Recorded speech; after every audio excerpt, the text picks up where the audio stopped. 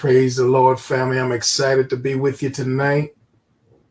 This is going to be an opportunity for us to fellowship and dig in and learn some things all at the same time. I'm going to take my time tonight. This is really going to be a three-part segment. I see some of my guests joining me in the lobby, and I'm in no rush whatsoever. So that's why I'm breaking it up to segments. There'll even be some commercial breaks. So if you have the time while we're doing it live, grab something to write with, grab something to write on, get your snacks. You know, you got to have your Scooby snacks. You got to have something, right? But we're going to go in because there's so much going on. I'm sure I'm not alone. I'm sure that there are others who are feeling the way that I do, that there's a burden, you know, and it's kind of uncomfortable, but at the same time, you know, it's necessary and you know, it's pressed into you and you know what's there. And it's just about getting the word out, getting your voice out for those who need to hear what you have to say, because God has given us all something. It may not be for everyone, but whoever it is, they need to hear it. And tonight we're going to do that. I have some of my team members. I see them coming into place. We're just going to go ahead and get knee deep into some of the material again. Listen, I ain't even going to apologize. I'm going to take my time. So I'm in no rush. Just keep what you got, hold what you have, and we shall be moving forward. I'm going to be screen sharing tonight. I have a PowerPoint that I put together with you in mind. And to do that, let me see if I can get this thing right, because sometimes, you know, my assistant, right, is not in place, and that throws me out of place. So let me see if I can make it happen. It's been a moment. I've been knee deep in a lot of responsibilities, so I haven't been doing this in a while. I think I should have it. Bishop Eric, send me a message, sir. Janet, it's good to see you. Send me a message. Let me know if you can see my screen. I hope that you can see my screen appropriately. If you're able to see my screen, which, okay, I'm seeing it on my extra. It looks like I got it, but put it in the comments if it's clear on your side. If you all can still hear me, if you can still see me, of course, I should be smaller. And the PowerPoint, if you will, is what needs to be seen with more clarity. So that should be larger. I want to make sure that you guys can see that it's large enough where you don't have to strain your eyes, so forth and so on, because this is the bulk of what we're really going to be talking about. This is our theme, if you will, for this evening's conversation. And again, it's going to be segmented into at least three components. On the back end of it, I'm going to introduce you to some very like-minded individuals who are doing some great things in their own rights. And I'm very excited to have the opportunity to even lock arms with them in the first place, because I don't care who you are. If you're doing anything worth doing, you cannot, listen carefully. We're going to be talking about new year, new strategy, new level. You cannot do it on your own. It's just impossible. I need to see somebody put it in the comments in the chat for me. If you'll put it on the page, I want to make sure that you can hear me and that you can see me appropriately. So if you've done this before, you know what I'm talking about. Okay, loud and clear. Excellent. Thank you so much. Man, I've had presentations. I've even had sermons, y'all. Thought I was sharing a word. Folk ain't heard nothing. Some of them won't listen in no way, but won't you understand what I'm saying? But tonight we're going to be talking about this new year, new strategy, new level. If you're ready to go to that next level, if you're ready to do that, and I'm not talking about playing with this thing.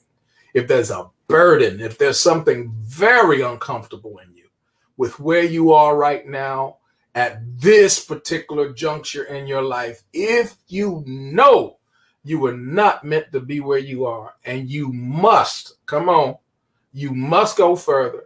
You must go deeper.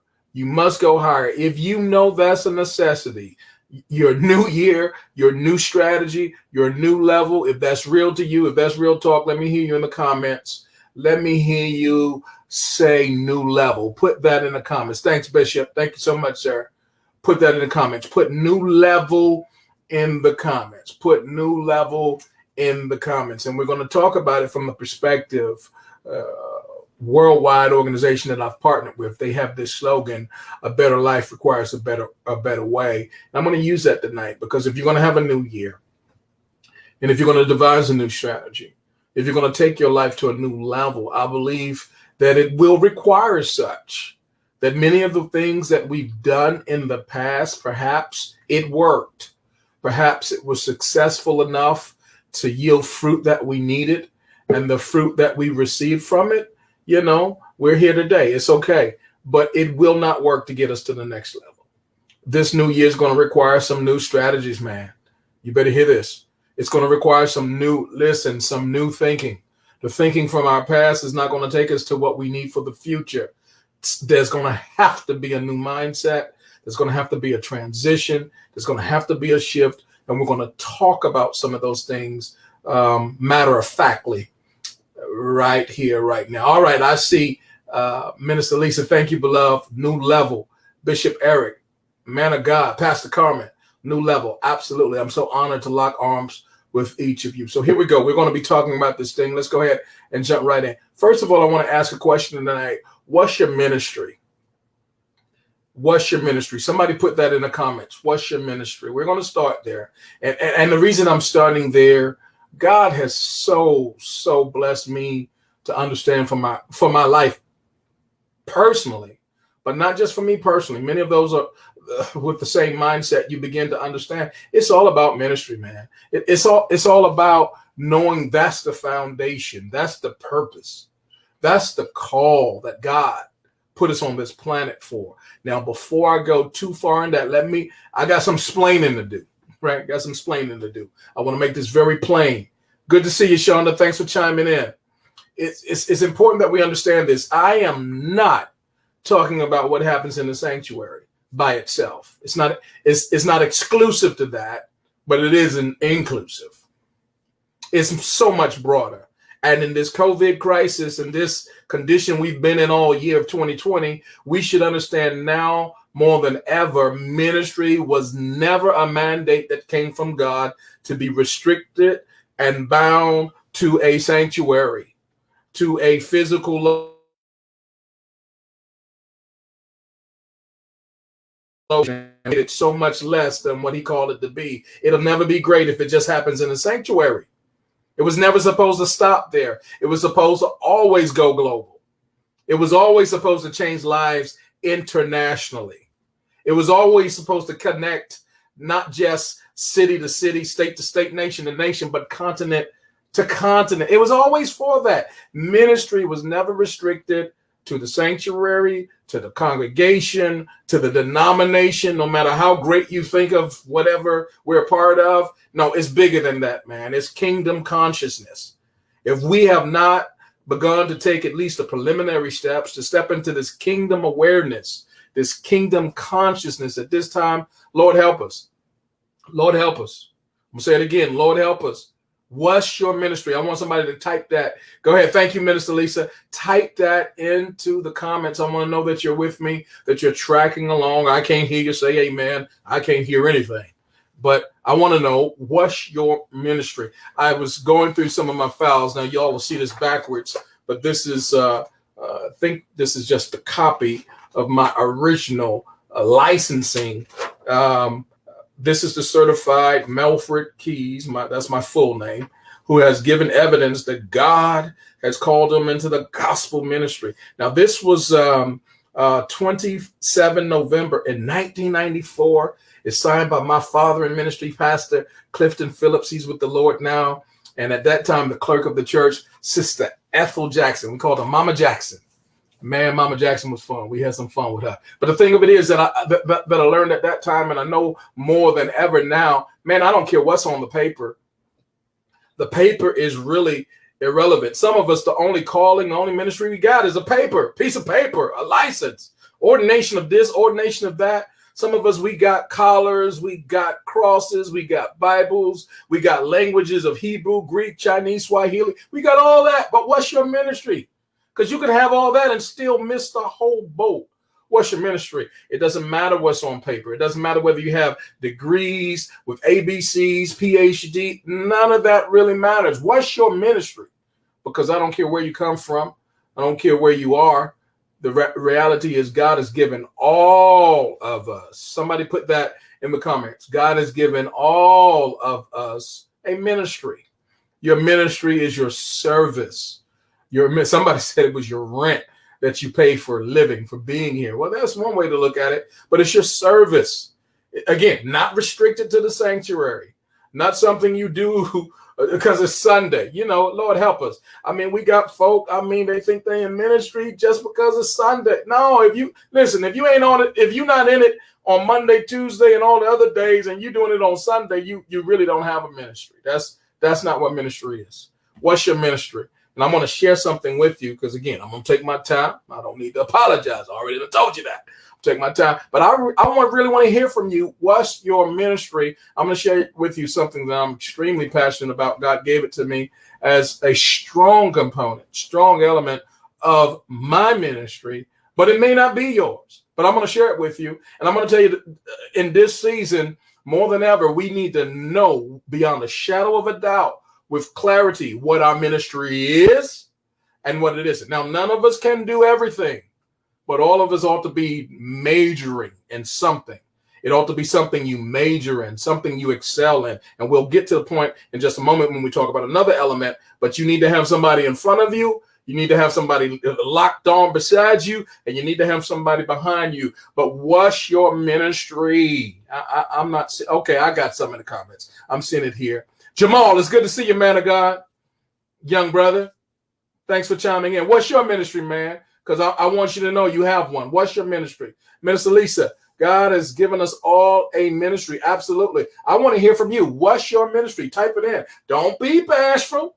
Now's not the time. I mean, we already out there. What's your ministry? I'm going to be sharing that with you in just a moment. But beyond that, not only do we want to determine if we're going to operate in a new year with a new strategy on a whole new level, we need to cultivate. First, you got to know it. And then you got to cultivate your ministry, your area of service. You were here. You were placed here on assignment. That's why we exist, for serving others, serving God and serving others. But we are really not serving God if we're not serving others. And a lot of us, we get this. Let me move quickly. A lot of us, we get this concept. Well, I'm gonna love on God. I'm gonna serve on God, but I ain't got no love for people. I don't like people like that. I'm scared of y'all. I'm gonna tell you, I'm scared of folk like that. How in the world are you gonna love on God and serve God and ignore people, dismiss people? Just as arrogant and ignorant as ignorant can be, if we treat people like that, that's the real way we feel about God, because we're all made in the image and likeness of God. What's your ministry, man? Put that in the notes. Put that in the notes. But then what's your entrepreneurship? I want to hear from you. What's your entrepreneurship? And for a long time, man, I was so conflicted. I really didn't understand the mix and the connection for so many decades in my life. I'm 53 now, so many decades in my life. Shout out to Bishop Eric again. I know you just had another birthday, man. You're catching me, brother. But for the longest time, I used to think of it as something separate. I used to think of it as something different. I mean, this paper here that gave me a license in November 1994, preaching. I knew that I was going to be preaching when I was a teenager, to be honest with you. But before that, I also had a passion for entrepreneurship. And I got into a place where I thought they were contradictory. Most people do. Most people do. Thought it was something that was an extra, that it was a burden, that you can pursue one or you can pursue the other, but to go after them together does not match. It's a mixed match. Well, I could have never been more wrong than that, and I thank God that he showed me otherwise. What's your entrepreneurship? Now, I want to say this is broad, because I believe that every one of us on this planet, man, you better get this. You better have some element of entrepreneurship going on in your life in this season. If you've not already developed it, if you've not already begun to cultivate it, you better get to exploring some options right now. You better have something in your hand. Somebody type that in the comments. What's in your hand? What's in your hand? I need to hear from you. Eric, good to see you, man of God. We got to get together again, talking about this new year, new strategy, new level. And we're going to be talking about that new chess game that we're going to play again. All right. What's your entrepreneurship? I need to hear from you, because sometimes we miss this and we think, again, that's an additional component, and it's an extra, that it's a luxury. I just got my job. I don't have time for this. That's, I'll get to that later once things get worked out, once I get it all figured and the kids are grown, and, my spouse and I right now, he or she's in school, and we got too much going on for that business types. Man, you better come on. What's your entrepreneurship? Because I'm going to tell you right now, if you have not seen what's happening in corporate America or corporate Canada or corporate Australia or corporate wherever you are, then you better get the memo. Things are kind of unstable. Things are being shaken up. Things are not what they used to be. I mean, companies and institutions and whole segments, industries that we thought would be there forever and a day, guess what? We've seen them crumble. We've seen them crumble. We've seen them crash. We've seen some of them die, and I mean, we went to the funeral, so we got proof, we got evidence that they're gone. So we got to know that things that we used to rely on. Listen, if you were in fishing and that was your thing, and all you had was a pole with a string on it, you better figure out that there's more ways to catch fish than besides having a pole in your hand with a string on it. Now, it's not that doesn't work, but man, let me tell you, some things have changed. There's some other ways, much better, if you need to catch some fish. In fact, we need not only just to catch fish. If you're truly going to be an entrepreneur, we need to engage and embrace the concept of teaching others how to fish. Because we got a whole generation, and most of them going to be all right. I really think they're going to be all right for the most part, because these young folk today, come on, I got some of them. I got the millennials there. We got my main man Jamal. I know for a fact that he's ready to catch some fish and to teach others to fish, and he is not going to settle for what's going to be offered on that job to retire broker than broke. No, that's not going to happen. And we got some young folk that are being brought up to understand that, I mean, mom and dad and grandma and grandpa, what they did back then ain't gonna work for them. We put in 20 years, 30 years, 40 years on that, and they looked at us and they saw us struggle, and then they saw us retire and really so they know they don't want to end like that. So they know they need something different. So they're much more apt. They're much more open to this idea, this concept of entrepreneurship. I need to know in the notes, what is your entrepreneurship? Much love, Eric. What is your entrepreneurship? Eric is my good friend. That brother, man, is the CEO and owner. Eric, go put it in the comments for us. He owns a water treatment company, among other things, but he owns a water treatment company, one of the youngest dudes in our whole city, with an operation owned and operated by himself. He's helping families get clean water, because there's a whole lot of, y'all know some stuff in the water, but he's taking care of that for families all across the great state of Texas. And this is a big place. That's his entrepreneurship, and he's very passionate about it. What's your entrepreneurship? And please understand, yes, your job, but believe it or not, your job does meet some level of requirement of entrepreneurship, but the fact that the reality is you're not on the receiving end, you're on the opposite end. Because I want you to understand this, please understand this. Whoever created your employment is an entrepreneur. They created a system based upon their dream. They created a company, a corporation, an institution, an organization, whatever it is. It used to be nothing but a thought, nothing but a dream, but they put it together. They invested time, they invested money, they invested talent. They put all these things together, and then they hired people to come help them fulfill their dream. Now they're paying you, no doubt, you're getting paid. So, people say, well, slavery. I'm not going to say that, but I will say this. the employee is benefiting, but not nearly to the extent of the entrepreneur. The entrepreneur, the visionary who put that thing together, is their dream. They can close that thing when they want. They can relocate it when they want. They can downsize it when they want. They can do with it whatever they choose to do, whether or not it includes us or not. That's the entrepreneur.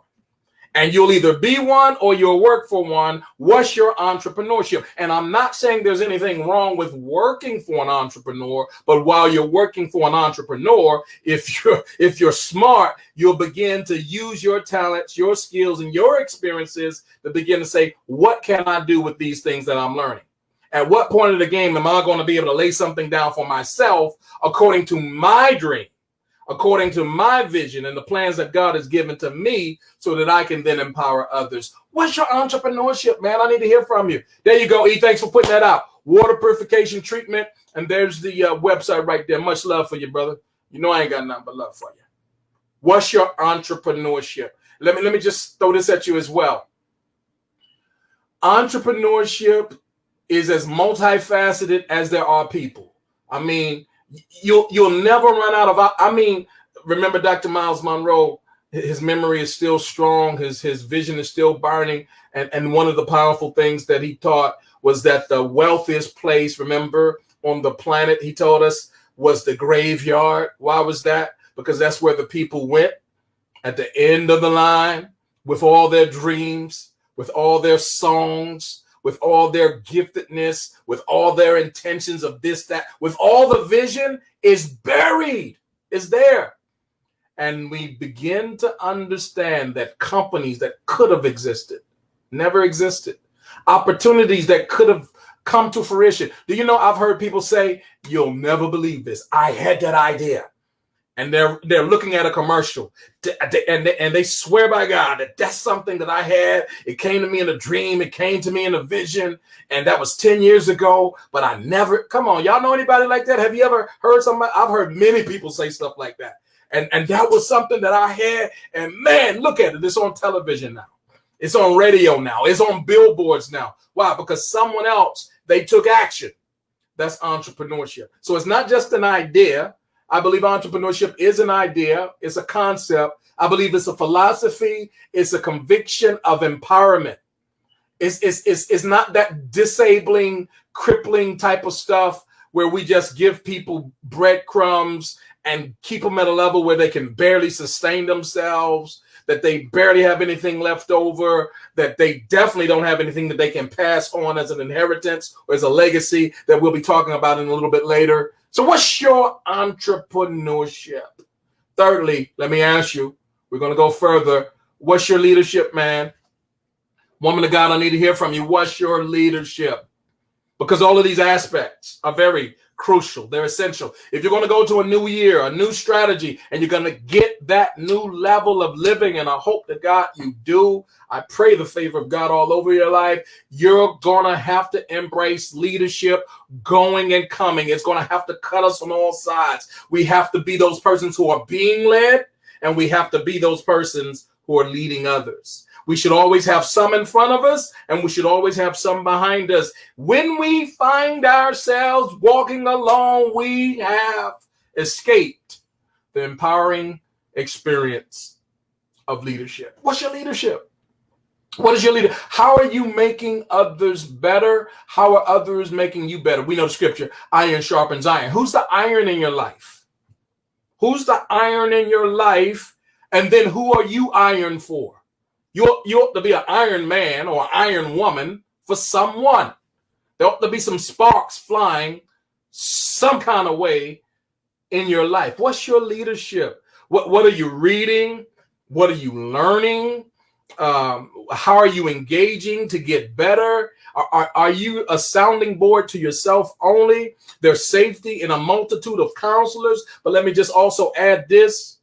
Wise counselors. That's in the context. Not, because everybody will be your counsel. Y'all do know that.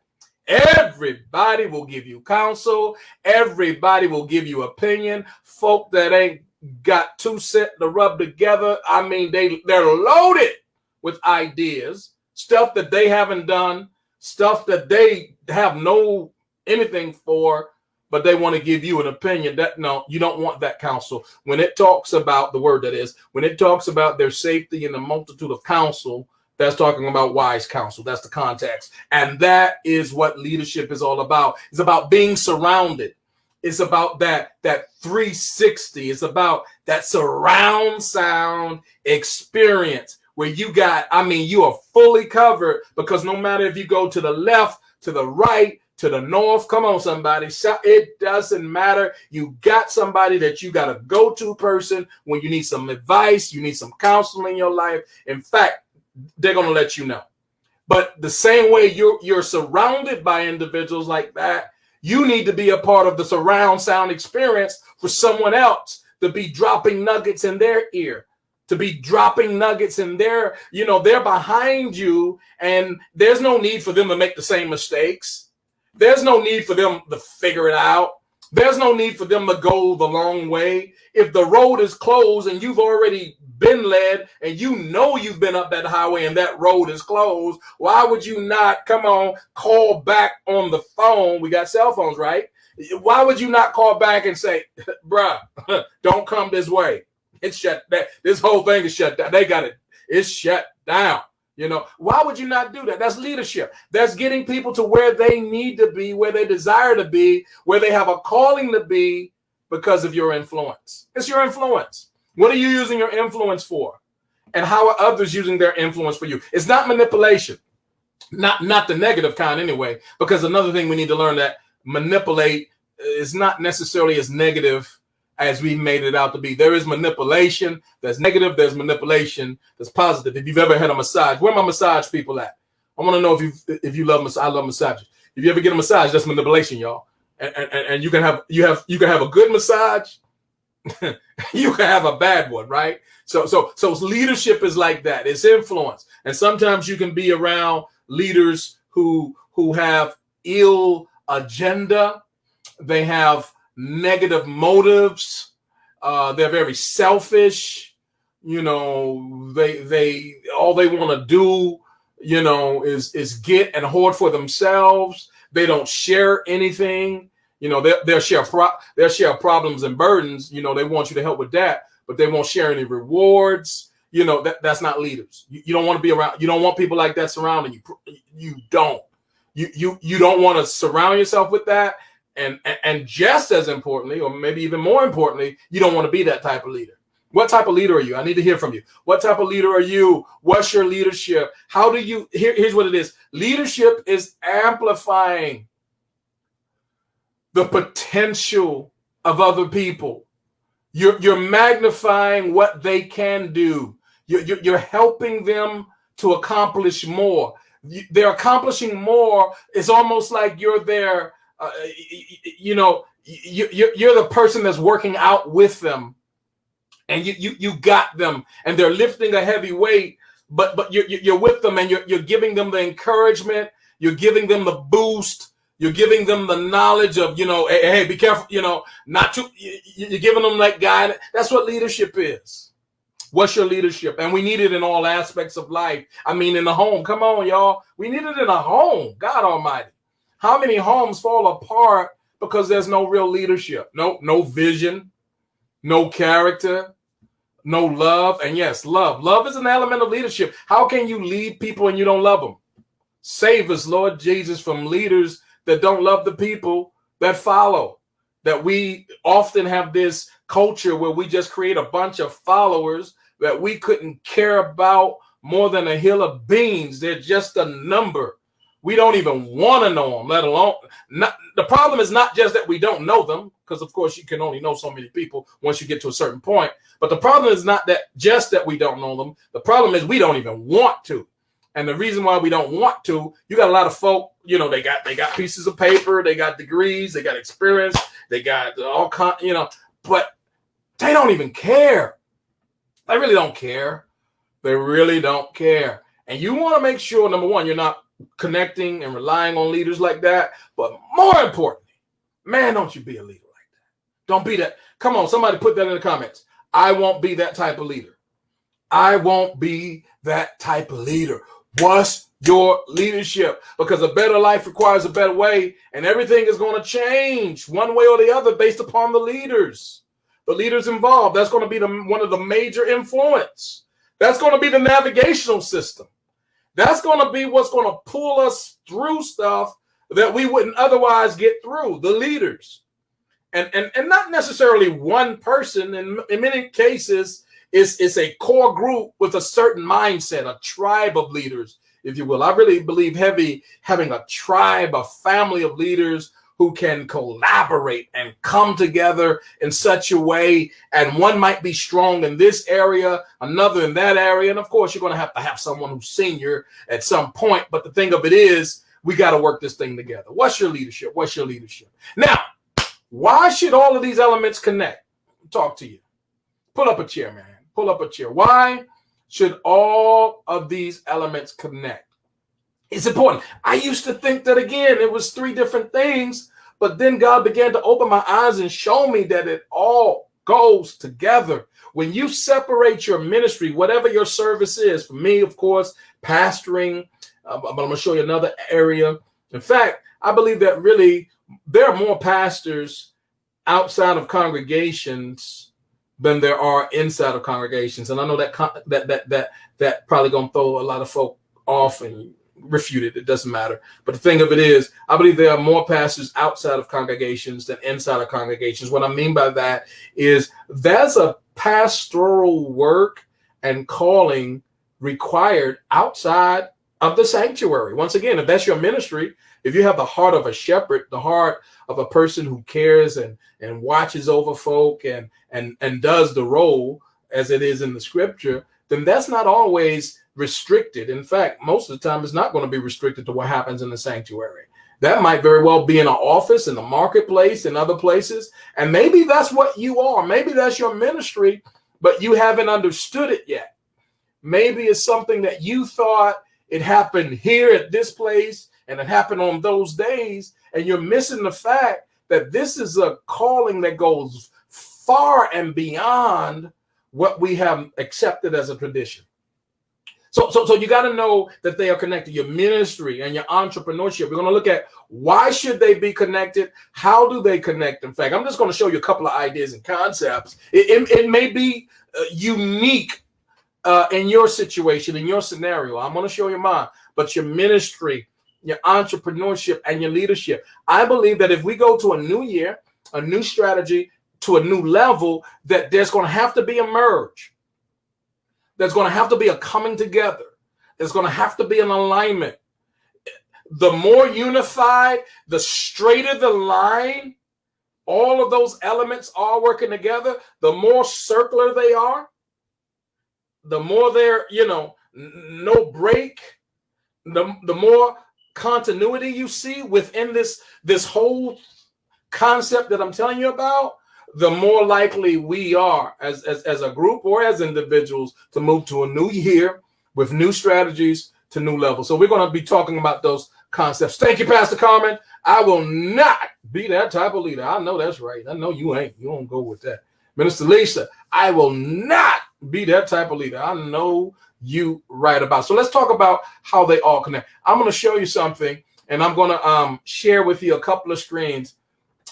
Other than my particular call in ministry as a pastor, which I began I've been pastoring for 15 years now, but I've been in the preaching ministry now 26 years. But prior to that, served as a deacon and Sunday school teacher and those types of things. But I saw that even in my teenage years, so it was no mystery. There was a hesitation because I thought I was going to go on some other stuff and do some things. But the thing of it is, God always knows what he wants you to do, and he'll lead you the way that he would have you to go. I would encourage you and challenge you in this season, really put some profound, deliberate, intentional focus in the area, because some of us, we're out of place. Minister Carol, my daughter in the ministry, she preached that this past Sunday. Some of us are out of place as it relates to our call, as it relates to our assignment.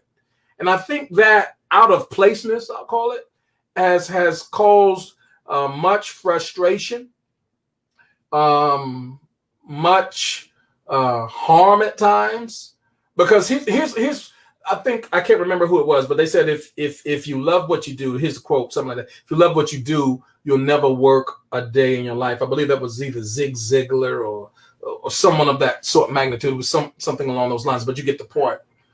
Let me share something with you as far as it relates to me. As pastoring in the, I really don't even see that. Now I'm gonna throw some folk off. There's work and there's a lot of stuff involved, and God knows this. You have what the song said, trouble in your way. You have to cry sometime. All of that being understood, I really don't even see it as work. It's certainly not a job. It's a call, and I believe that even much prior for me, for 15 years, that's what I was, and as a result of being that, that's what I did. Whether I was in the office of it, whether or not I was in the location of it or the proximity of it or not, that's what I did because that's who I was. I'm saying that to say God makes you who you are. And when we learn to excel in who we are, the rest takes care of itself. And it doesn't mean that it becomes easy, but it becomes easier. It becomes simpler. I mean, the yoke, I'll say it this way, the yoke that's on us, we don't have to rely on our own strength. Back home, we would say, fake the funk. You don't have to fake the funk, baby. You don't have to make nothing up. You don't have to say, oh, I'm tired of them people. Won't they just, ooh. You don't have to get like that because number one, you're called to it. And whatever he calls you to, he gives you what you need to do what it is that is according to the call. I believe that with everything in me. Now, I am not saying that every day is hidey-high and never goodbye and he'll wipe every tear. No, that's heaven, man. We ain't talking about that. We are not in heaven. We know that there are some folk that will work your nerves. There's some folk with some evil agendas. There are some people that will hate on you for no reason. They will sabotage you. They will set you up. They will lie on you.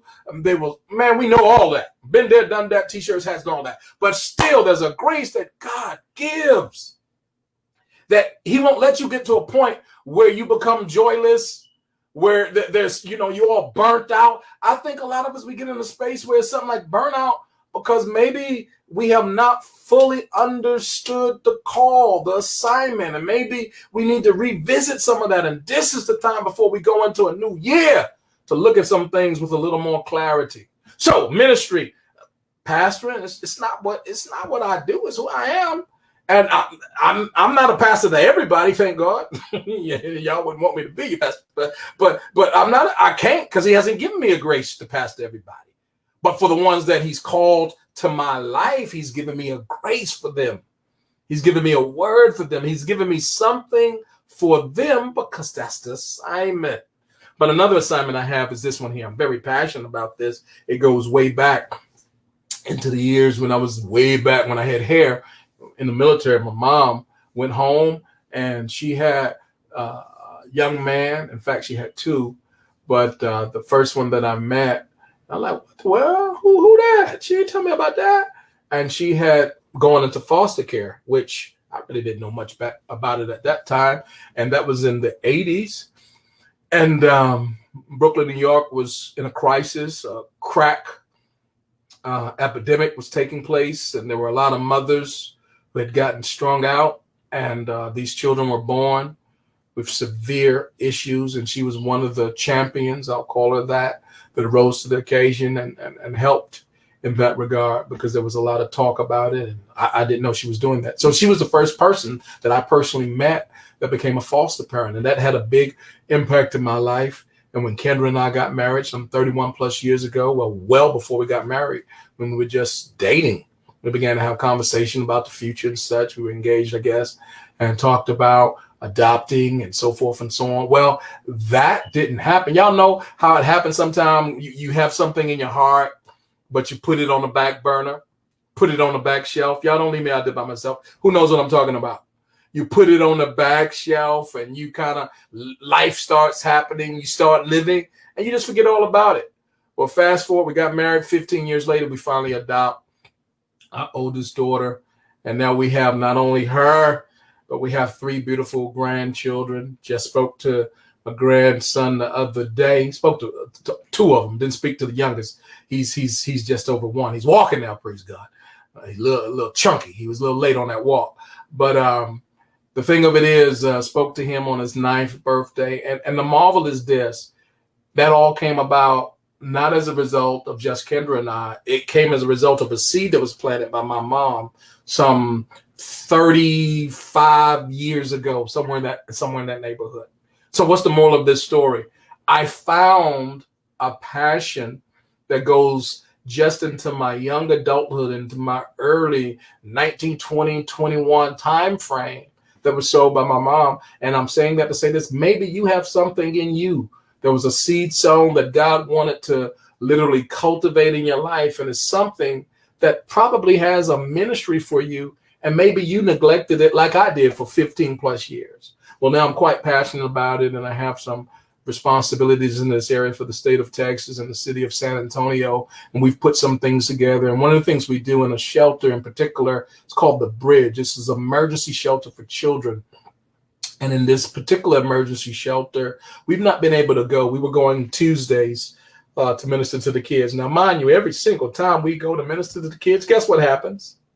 I want y'all to put it in the notes. What do you think happens every single time we would go to the shelter on those Tuesdays to visit with the kids? We would play games. We play Uno. We'll play concentration, Monopoly, and all this, all these games. And we'll have snacks, and then we would just listen. We would sing songs and pray. But more than anything else, we would laugh and have fun. And they needed that. And we really did our best to minister to them. But I'm going to tell you this. After years of that experience, I think we've been there for 4 years. The reality, every single time, without missing a beat, every single time, we were the recipients of the greatest blessing. When you go to be a blessing to those who God has called you to bless, here's what happens. You get blessed more in the process. And that's one of the reasons you have to find your ministry. You got to know your ministry beyond the shadow of a doubt, like you know your first, middle, and last name. You got to know your ministry, because every single time you go to bless those that you seek to minister to, as a result of being obedient to what God has called you to do, you're going to get blessed even the more. So we will go, but we've not gone this year. We've done a few projects because of COVID, and we missed them much. But we've done some things on Thanksgiving with the help of partners and the help of our ministry, the Joshua House of Worship. But this Christmas, we're going to do something special. Now, we want to do it bigger than what we have the means to do, but we're just believing God. And maybe it will include you, or maybe you're going to take this in your neighborhood, in your city, or maybe you're going to do something else. But I want to encourage you, please, ma'am, please, sir, be diligent to know what your ministry is, serving who it is that God has called you to serve. For us, it's this group here. I'm going to share one more screen. So it's called Project Let It Snow. I'm going to go to my deal here, and I'm going to share my screen. Give me just one moment. I'm going to go to these comments as well. Let's see. I got a few folk in the comments. Thank y'all for being patient with me tonight. Bishop Eric, he says, my ministry is to reach those that don't fit in, but have a desire for success and better. I love that, sir. What's in your hand? Pastor Carmen, I know you're going to preach.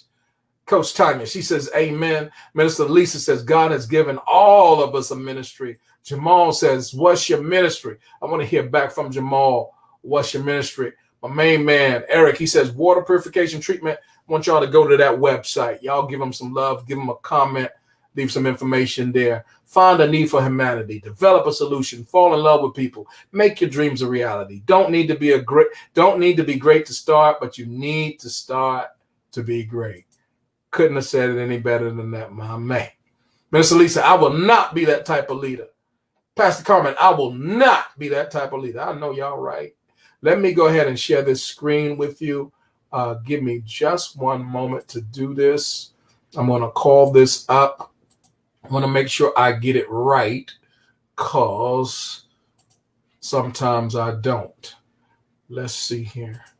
If I can make this happen, y'all pray, church, pray. Pray that I get this right. Pray that I get this right. If I get it right, you should be seeing an image. It's Project Let It Snow, a little webpage I put together. That's my wife, my beautiful queen, and I. And it comes down, here we go, Project Let It Snow. And I'm going to give you the website in the comments, but a couple of things I want you to do. I'm sharing with you a ministry that God has given me.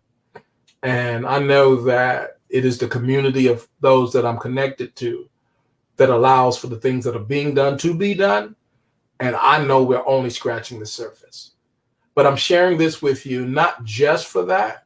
I'm also sharing this with you because whatever your ministry is, I want you to be just as passionate, maybe, or I should say even more passionate than I am, because we need to be working together in the area that God has assigned you. It's like Nehemiah's wall, if you will. The wall has been burned down, it has been broken.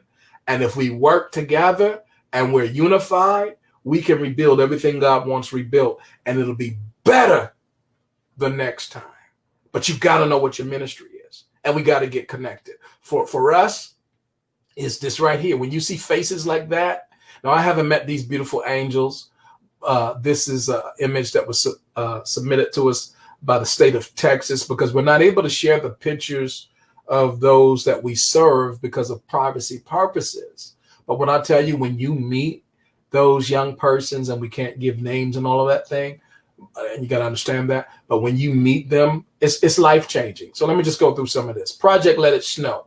J House is a special place. That's the name of our ministry, Joshua House Worship. We're the place where the love of God abounds unconditionally, where worship comes to life. We're also a small church that has been making a big impact, especially as it relates to our impact in orphan ministry, nursing home, and our efforts to positively impact the lives of children overall.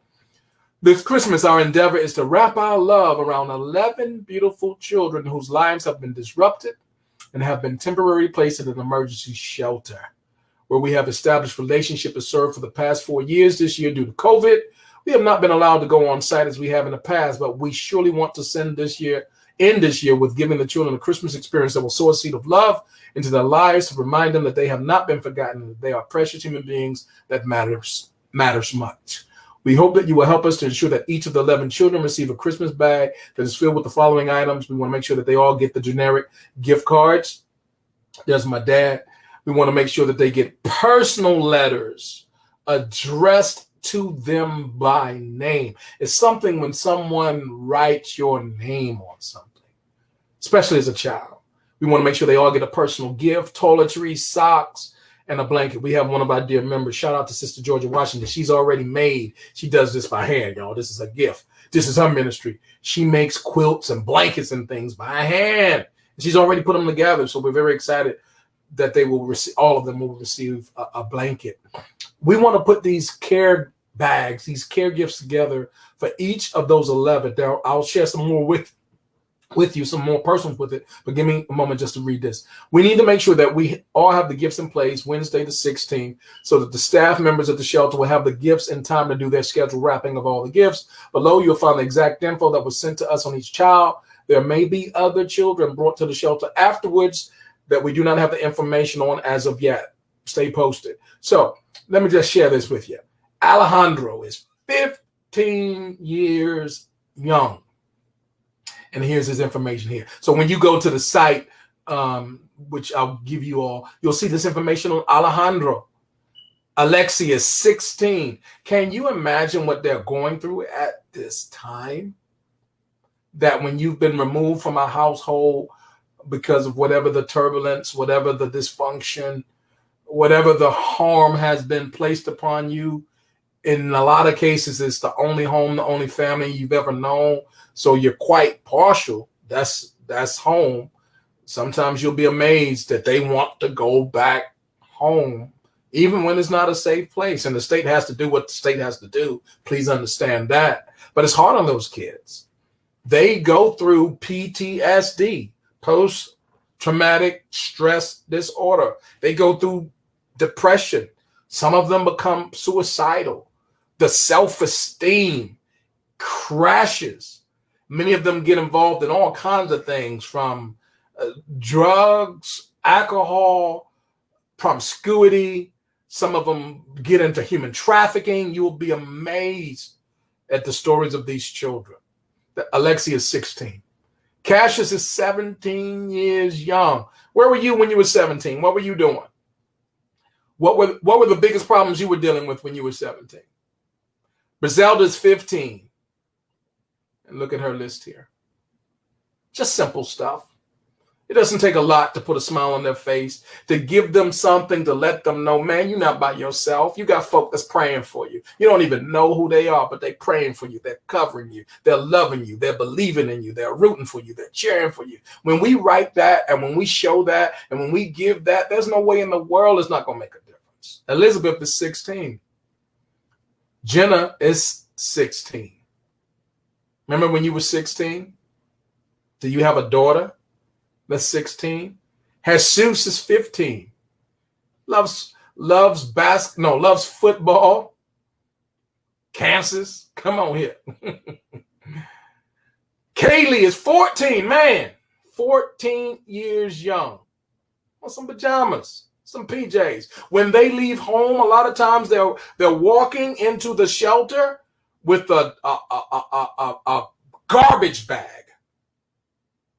The biggest one they can find, and they've probably dragged it a bit. So usually when we see them, it's kind of scraped and scuffed up at the bottom, and sometimes there's a hole, and some of their stuff is coming out because they only had enough time to get a few items, and they don't have all their stuff. Sometimes they have mixed match this, so they don't even have all that underwear.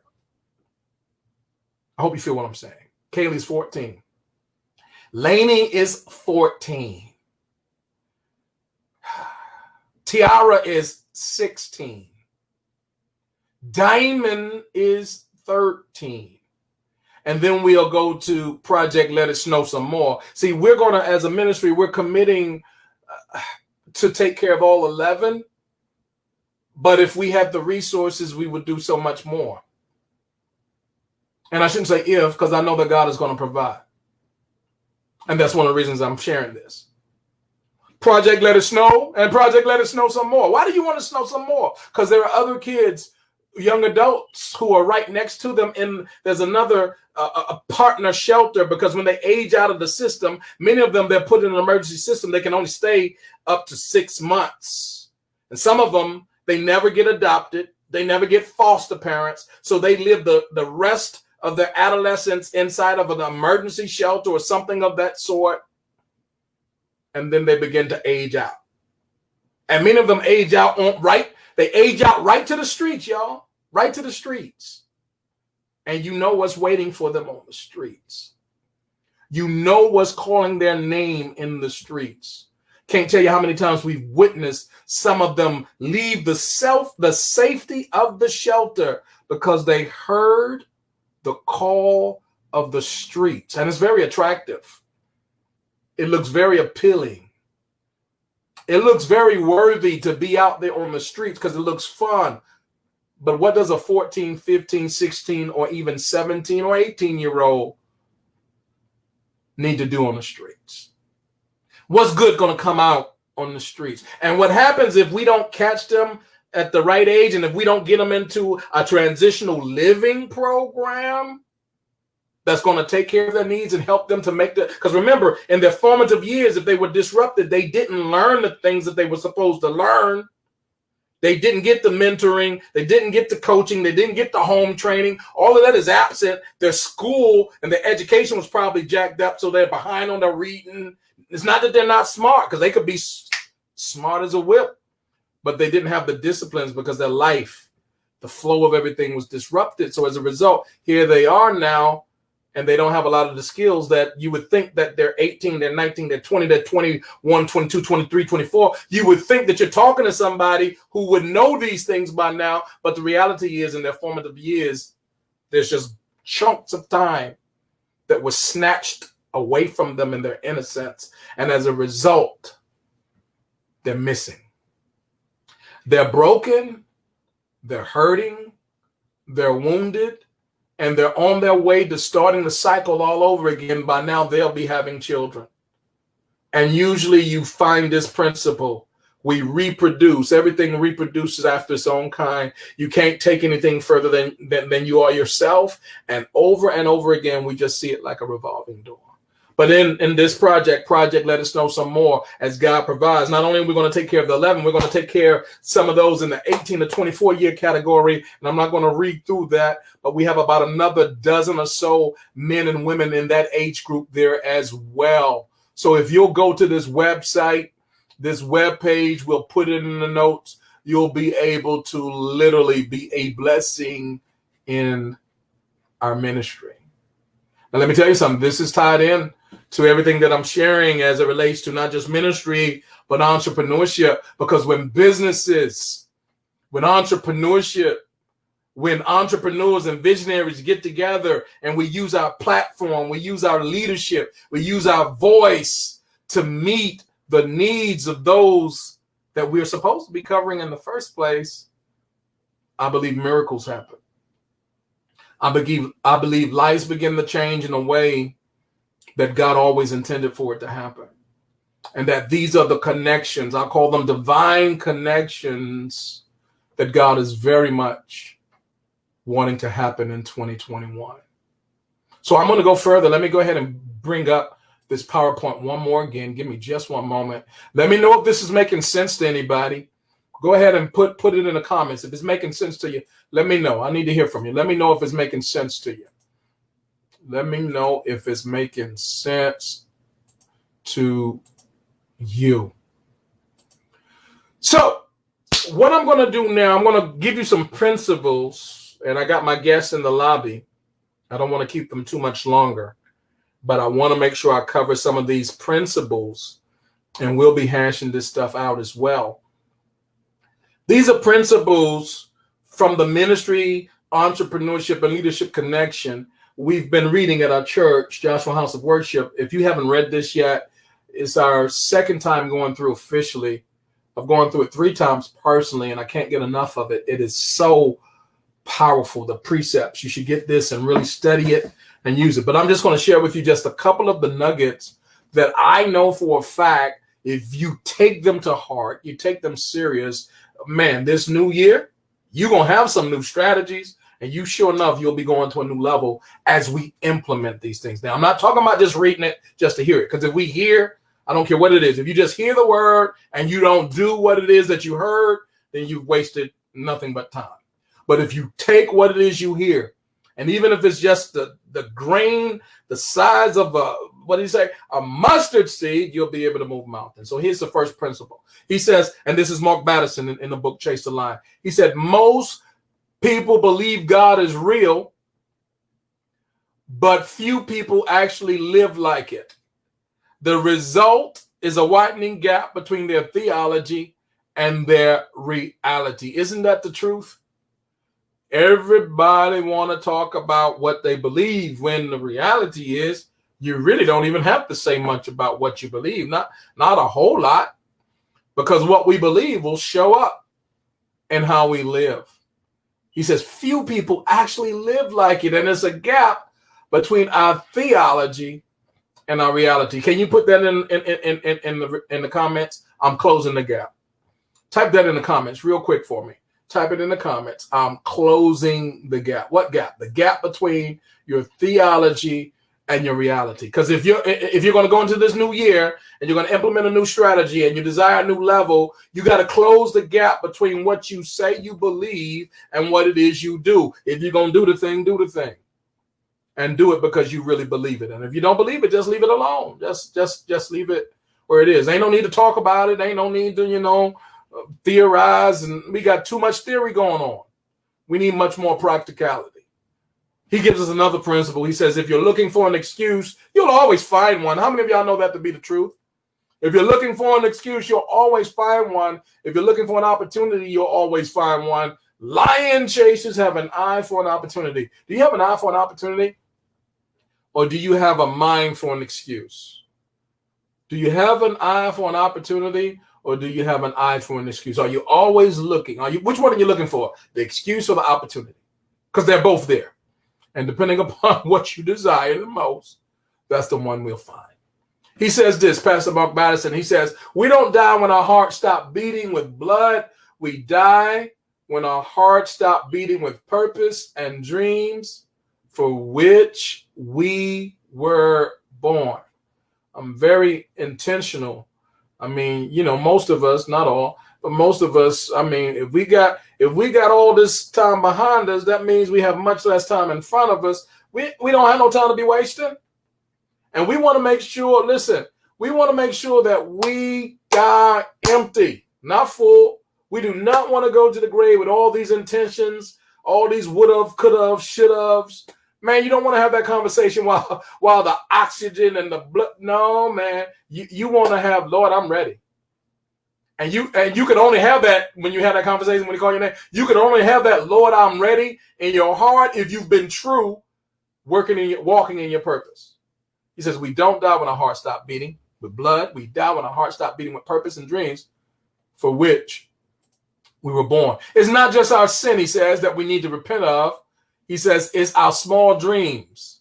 He says, the size of your dream may be the most accurate size of your God. Man, when I read that the first time, it like to knock me over. The size of your dream may be the most accurate size of your God. Could you put that in the comments? How big? We sing the song, right? How great is our God? I bet Minister Lisa could sing it. How great is our God? Well, here's what we got to do. Singing is fine, but living it is better. I'm going to say it again. Singing it is fine, but living it is better, because the size of our dreams may be the most accurate size of our God. Dr. Jackson, it's good to see you, sir. Thanks for chiming in. He says a God-sized dream will always be beyond your ability, beyond your resources. Unless God does it, it cannot be done. What is that to say? That means you wait for everything to be perfect. You waiting for everybody to come together. And, Pookie won't show up. And Tyrone won't call back. And, you got all the... And you waiting on everybody. And you waiting on everything. And now you saying you waiting on God. And you are not waiting on God. God's waiting on you. Because a God-sized dream will always be beyond your ability. That means you can't do it on your own. So you say, well, if I can't do it, what do I do? You step out on faith. You step out beyond your resources, beyond what you have, beyond what you know, beyond what you can do, beyond your experience even. And as you obey God, step by step, God will make sure that every resource you need shows up. But unless God does it, it cannot be done. I hope this helps somebody. Bishop says, I'm closing the gap. Praise the Lord. Praise the Lord. I'm closing the gap because we're going into a new year with a new strategy, with a new level, with a new mindset. And we need to stop waiting and hesitating and debating and, collaborate. No, do it. Step out and believe God. He says, if you take 30 linear steps, man, this was good. You're 90 feet from where you started.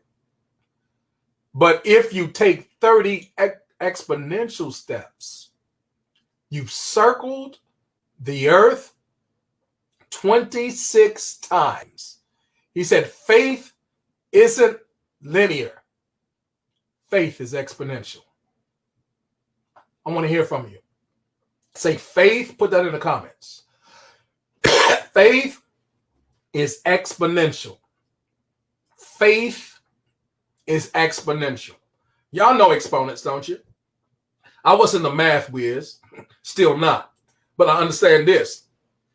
Multiplication works faster than addition. I don't care how fast you can add stuff up. If you put some multiplication to that equation, you're going to get there quicker.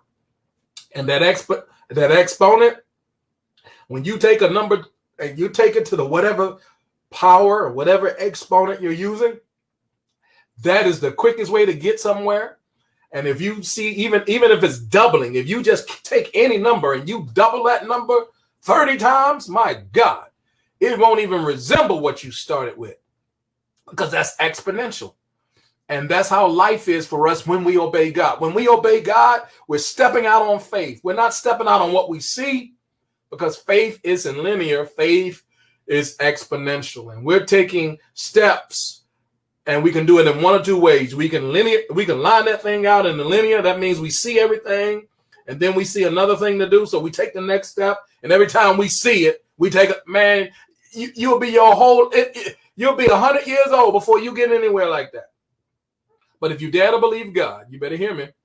If you dare to believe God and just take him at his word and believe that he has your back and believe that through him you can do all things and believe that in him nothing is impossible. And if he called you to it, he'll take you through it. If we believe that, we'll see exponential things happening. Where we thought it would take 5 years, it's going to take 5 weeks. This is the type of stuff that I'm believing. And this is why I'm talking to you tonight, because I want to partner with some folk who are thinking like this. He says an inheritance is what you leave for someone. A legacy is what you leave in someone. See the difference? He says legacy is the influence your dream has on others even after you die. Your legacy isn't your dream. Your legacy is leveraging the dream of those who come after you. Man, that's good to me.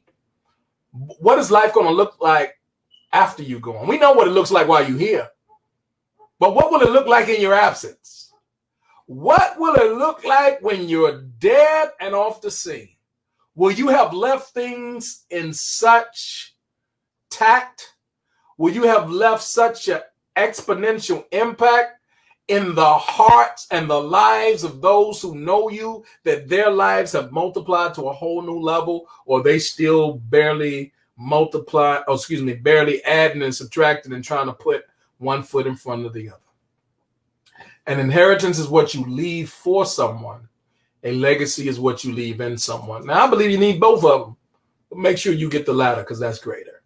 I'm almost there, guys. Thank y'all for your patience. He says, misery loves company and so do dreams. If the presence of company cuts misery in half, then it more than doubles the joy of a shared dream. It's the synergy of shared dreams. The whole is greater than the sum of the parts. And we're going to be talking about that because the collaboration and the partnership, I mean, whether it's misery or the dream, they both going to attract company. The question is, which company do you want to keep? Man, I'm fresh out of keeping company with miserable people. I ain't got no time to be, I'm going to say it again. I don't have time, and I'm not going to devote any to keeping company with people that want to be miserable. And all they want to do is complain. They're not trying to make no changes. They're not trying to go nowhere. They're not trying to do it. I won't make time for it. Misery loves company, but so do dreams. So you got to choose. Listen, if you're going to go into this new year with a new strategy, new level, you got to choose your company. Come on, somebody put that in the comments. I'm going to choose my company more wisely. I'm going to choose my company more wisely. If you want to dream bigger dreams, he said, get around dreamers. If you want, I love that, to dream bigger dreams, get around dreamers. And then finally, we get to this verse, one of my favorites. Where there is no vision, the people perish. But he that keeps the law, happy is he. Man, so we're going to talk about this vision because I got a vision for this new year, for this new strategy, and for this new level. And I'm going to talk about Robert Kiyosaki, this thing called cash flow quadrant. And then I'm going to tie it in because we've been talking about ministry. We've been talking about leadership. But we're going to show you that middle element, that entrepreneurship, because I don't care what level of ministry service you have your hands on, and whatever the level of leadership you're at, whether you got those in front of you, those behind you, you got both of those going on. If you don't have enough fuel, if you don't have enough cash flow coming in to support the ministry and to empower and equip and train the leaders, something is going to give. So that entrepreneurship piece it has to be a straight line. I mean, you got to hold the line. You got to hold the line on your ministry. You got to hold the line on your entrepreneurship. You got to hold the line on your leadership. And it has to be strong. It has to be a strong bar going across, because when one falls, it's going to fall at the extent of the others. So let's talk about this cash flow quadrant. And then I'm going to bring our team in and we're going to start getting into some of this information. And I think I'm going to do a little commercial break to break this up a little bit. And the reason I'm going to do that after I deal with this is because I want to make sure that we got everybody in place so that we can come back. All right. And y'all might need a potty break or something like that, right? So here we go. Cash Flow Quadrant by Robert Kiyosaki, renowned author. and conference speaker, trainer, so forth and so on. He has this thing that he teaches. It's been decades. And there are 4 quadrants. There's the E, the S, the B, and the I quadrant. Good to see you, Ms. Washington. Thanks for chiming in. And in those quadrants, the E, the S, the B, and the I, they all epitomize the way we all grab and receive our income. In other words, our economy is centered in one or the other as it relates to each of these quadrants. We're either in the E, the S, the B, or the I. Now, there may be a little crossover in some elements, but that's going to be very little. Excuse me, I'm talking about the dominant presence. We all have a dominant presence in one of those quadrants. You can't be on the fence. You're in one or the other. Even if you got some investments and things, we're talking about, can you live? Is your lifestyle based upon those investments? So we're talking about the way you make a living. You're either in the E, the S, the B, or the I. So let's talk about this E. So this E quadrant. In this E quadrant, that stands for employee. That is the majority of people on the planet by and large, even in the wealthiest planet on the nation, United States of America, filled from bottom to top with employees. And I believe that employee is not just a position more than it is a position. It's a mindset. It's an untrained, uncultivated mindset at that. When we have options, and that's the only thing we do. Now, there are some people, I know you go to arms on this because you love your job. And maybe your job loves you. They treat you very well. The benefits seem to be great. The fringe benefits and things of that sort, you enjoy them. But what happens if they sold the company? What happened if there came in new management, new ownership, so forth and so on? Would it be the same? So what I'm saying is, when you have all your eggs in that one basket, you put yourself and your livelihood at risk. But that's the employee. That's a mindset. You got to have a mind to diversify. I think the wisest thing is to always have diverse streams of income. Somebody put that in the comments. I will have diverse streams of income. So you need diverse streams. You need multiple streams. You don't want income coming in one kind of way, because it's going out a whole bunch of different kind of ways. You got your mortgage, you're going out one way. You got your car. Some folk got that car note. Y'all, excuse me.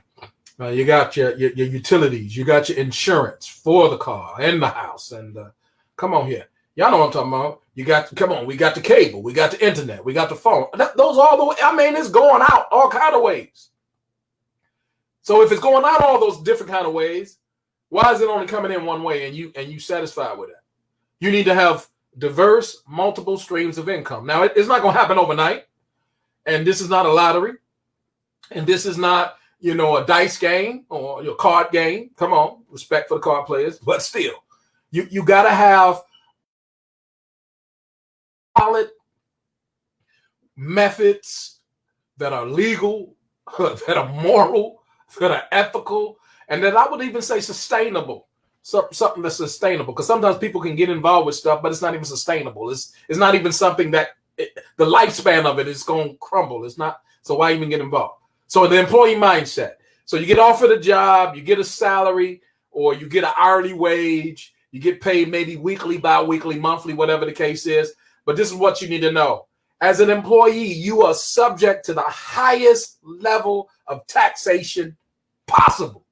Man, they get away with highway robbery for the employee. I mean, from 18% on the low side to as high, believe it or not, as high as 51% of your income. A lot of times, I'm putting in double overtime. And, shout out to all the folk who do that.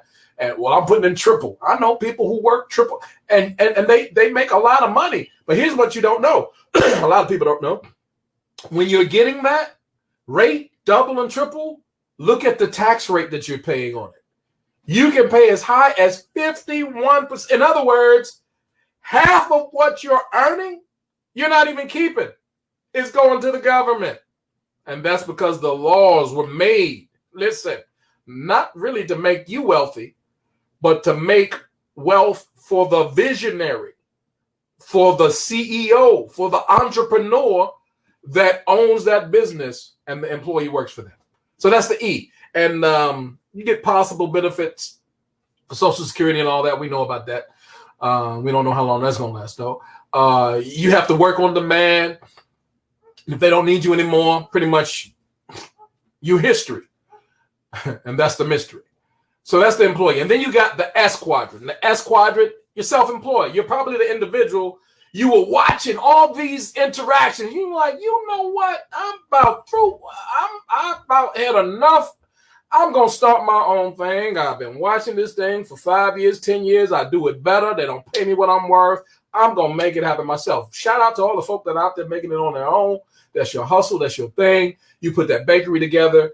You put that restaurant together. You put that barber, that salon, that daycare, whatever it is that you're operating, that janitorial service, whatever it is you put together by the sweat of your brow, you have done something that most people never do. You started a business, and you are an entrepreneur because you started a business. The problem is, in most cases, you're a solopreneur.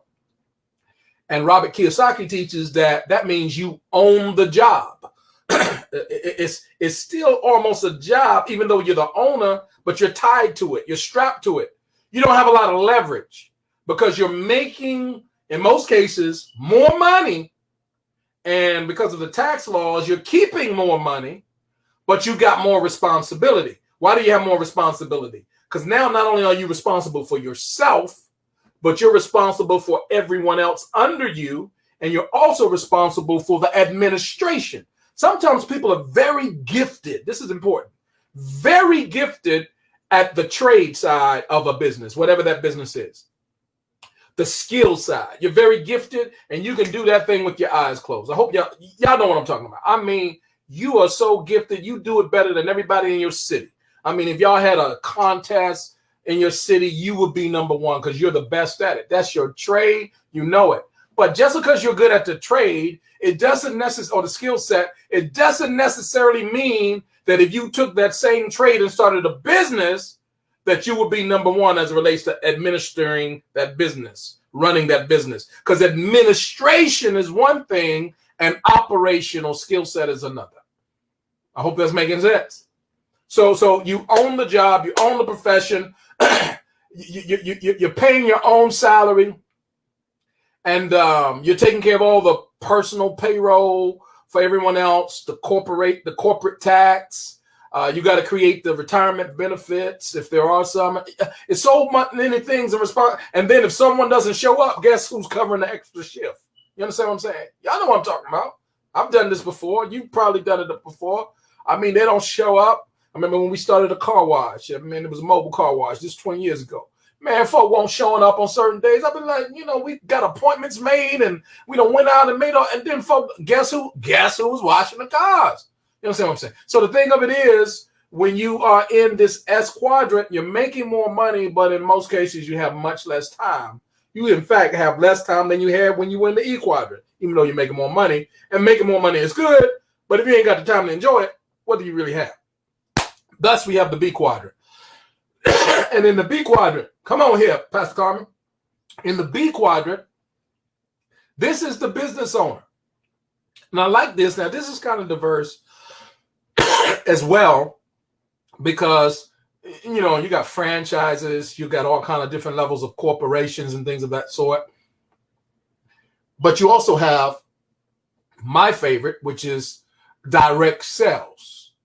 And inside of that B quadrant, there's room for all of that. So I'm not saying that every business is the same, but the principles of operation are. So as the business owner, you literally own the business system. And you're paid so much as not just on what you do personally as an individual, but you're paid on the end results of the system. So you own the system. And as long as the system is working, your profits are working. That's always a good thing. And you begin to earn compensation of what we call residual, which is to say that your hands are off the wheel. You're not driving, car still moving, and you still getting paid. It's around the clock. You're getting residual. You're getting paid on the efforts of what was done in weeks, months, and years past. Residual income. You're paid on a regular basis. You got the lower tax rate. You got so many other advantages as it relates to retirement. And it doesn't, here's the thing you're going to like the most. Once you get the system in place, it doesn't require your specific presence. In other words, you don't have to be on duty all the time. You can literally begin, man, don't you know that a lot of those, and I'm talking about multi-million and even billion-dollar corporations, where they got corporations that the CEOs, you know this, the CEOs, they're no smarter, no brighter, not necessarily any more education or anything else. In fact, sometimes less, but they get paid. I'm not talking about their salaries. I'm talking about sometimes their bonuses can be in the millions, multi-million dollars. In fact, multi-million dollar bonuses on an annual basis. And here it is. They got people that are working for them diligently 60, 70, 80 hours a week. And they might be getting 100, 150,000 a year. And you would think, man, I'll be cool with that. But listen, the dudes that's getting 100 or 150, they're the ones running the company. They're doing everything. The CEO, listen, they're getting millions of dollars on a bonus. That ain't even a salary. And they out golfing. Come on here. They out on yachts. They on vacation. You see what I'm saying? Now, I'm not saying that they don't do anything. They provide what they provide, the vision and all of those things that are required, but it doesn't necessarily require their presence. And we see that all day, every day in corporate America, that's for sure. So the business owner is in the best place of leverage because they are maximizing two things, two very important things. Their income and their money at the same time. They have more liberty and flexibility in their income because they're making more, and they also have the same as it relates to their time. And then last but not least, may the Lord help us all to get into this space. It's called the I quadrant. The I quadrant stands for investor. According to Robert Kiyosaki, he breaks this thing down to the point where you understand the math that when your money has babies, you just can't keep up. Your money is making money, and I don't care what your work is, doesn't matter what your business is. Once you get enough money and you make the right investments, there is no keeping up to what will happen. Your wealth will be so astronomical, so exponential that it couldn't even be spent in your lifetime. And that's just the laws and the rules of math as relates to wise investment, so forth and so on, especially once you have time on your side and you've begun those investments at an early age. And by the law of multiplication and interest and compounding and all those types of things, man, it works in your favor. And that's why so many what we call dynasties. I mean, they're made, and there's certain names that, you know, from great granddaddy all the way down to the great grandchild. I mean, that whole just a line of wealth, because 4 generations, they still can't even spend all the money from the first generation. You just can't spend it. It just can't be done, because even while the lives are being still lived, it's continuing to accrue interest. So that's what Robert Kiyosaki teaches. And the last thing I'll show is this. 5% of the people, 5% of the wealth is in the E quadrant. Think of this now. 100% compared to 5%. 5% of all the money is inside of the E quadrant, where the people are employees. That mindset, the max it'll yield is 5% wealth. In the S quadrant, 95%, what I meant to say was 5% of the wealth is on this side. That's what I should have said. On this side, the left side is split between the E and the S. So between the employee and the S, who is self-employed, 5% of the wealth is on the left side, the E and the S. Also, you want to keep in mind 95% of the population, as opposed to 100, is also on this side. So on the left side, which includes the employee and the self-employed, you have 5% of the wealth and 95% of the people on this side. Now let's go to the right side. Somebody put this in the comments. I'm going to the right side. Come on. I'm going to the right side. I need y'all to put that there like you mean, like you really want it. I'm going to the right side. I need to hear from you. I'm going to the right side. Here's why. Because on the right side, it certainly is the right side. 95% of the wealth is on the right side. I'm saying it again. 95% of the wealth is on the right side. Not only is 95% of the wealth on the right side, but only 5% of the population is there. Ain't that something? 5% of the population has possession of about 95% of the wealth. Pastor Carmen, I know that's right. So ladies and gentlemen, I've taken the time to give you some very strong tips for the new year, the new strategy, and a new level. Now, here's what I'm going to begin to do. I'm going to bring my panel in, but I think what we need to do, let me ask my panel if they'd like to take a break. I need to hear from my panel if you think we should take a 3-minute interlude and then come back in, or if y'all really want to just go straight off into some of the conversation as relates to what we got going on. Somebody watching this presentation, how you can take this whole concept, this paradigm, and shift your whole life, leveraging yourself with what it is that we're going to be talking about. Let me hear in the comments if you guys would prefer to take a 3-minute and then come back in. Oh, I got to go ahead. They're telling me to go ahead, so let me go ahead then. I'm going to go, boy, they're going to mess around. That's what I love about them. So let me bring in, let me see. I got Minister Lisa is in the house. I got Bishop Eric and Pastor Carmen is in the house. I got Coach Tanya is in the house. Let me see. I don't know if I had anybody else, but if as long as they got that code, they're good to go. So let me go to some of these comments because I know, oh, Lord, I missed a whole lot of comments. But praise God that we got those here, whether you're watching the live or the replay. It's on and popping right now. We got some great people, man. I'm telling you, I am so honored to be connected with them. They are leaders. They are world changers. They are making things happen. And if you're connected to any one of those faces you see on the screen, if you know what I know, you'll be in their inbox.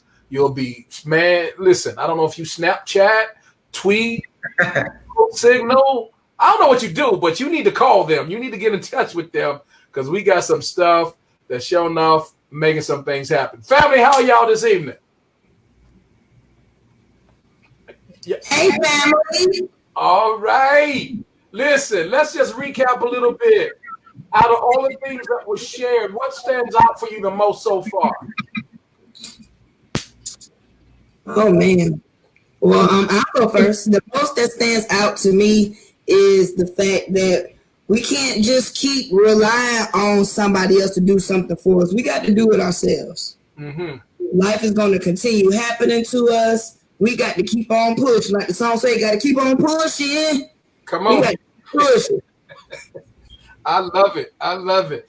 Do you have some personal experience about how we have to keep on pushing and how it's not safe to rely on just the traditional stuff that we've been relying on? Anything personal you can share?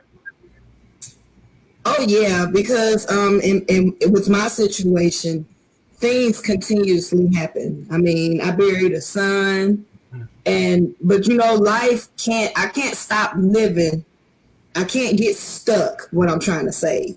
When stuff happens, as long as I'm living and breathing, I know for a guaranteed fact that life is going to continue to happen. It's how I respond to it and whether or not I'm going to be stuck feeling sorry for myself or change my story. I'm at the point where I'm trying to change some stories here. Absolutely. Absolutely. I love it. Bishop, I think you guys are still muted, so we'll come to you in just a moment. I still see you muted. Minister Lisa, look like you've been on the what you call that? The walkway. What they call it? The walkway. The runway. There you go. Runway. We're doing a way somewhere in there. He'll make a way. But talk to us, woman of God. What stood out and what resonates with you out of what was shared before we go into some of the other things we'll be talking about?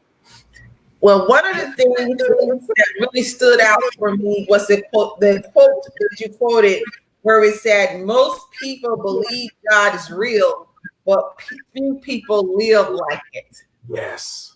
That really resonated within me because, for one thing, I really believe that God has downloaded some gifts, some talents, some passions, some dreams inside of each and every one of us. But sometimes we are so fearful of moving on those things that we feel tugging at our heart to do. This is what we're supposed to do, and we're fearful because of tradition.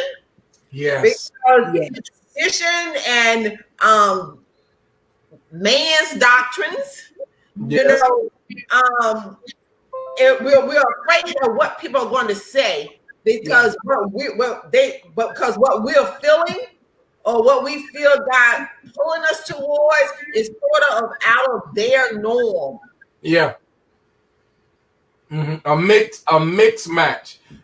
And sometimes would you say sometimes it's the wrong company? Yeah. You would have to say so. You just have to say so. That's what it is. Why do we keep company with the wrong people? Why are we so apt to do that? We do it. Yeah, we do it. But I do know one thing for sure. When you break free, and sometimes it is like a chokehold, it's hard to break. And what we're afraid of, I really don't know.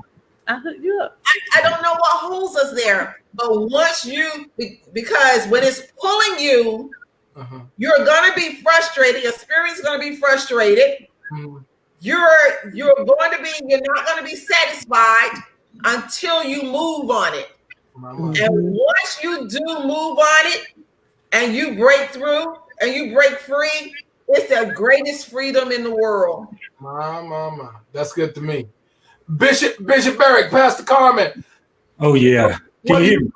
We can hear you now, loud and clear. Okay, wonderful. But and I was listening to it right then, but it's amazing because even when you go back to how we started and you're talking about being out of place and things at capacity, but if you're not operating in your calling or you're not in the right place, a lot of times even that will cause us to keep the wrong company because we're so fearful of the fact that we're not doing what we're supposed to be doing. Yeah. Because we've been doing it for so long, we like, okay, we got to stay in that area. We got to stay, tune in there. And like, wait a minute, this is what I started out as. I can't actually say that I went into the wrong calling because this is what I thought and knew it was. So it caused us to stay in that stagnant place with the wrong people because we thought that was our calling. Jesus. Supposed to be it when that's why we frustrated and we so mad with folk. Bishop, let me ask you this. Just getting it.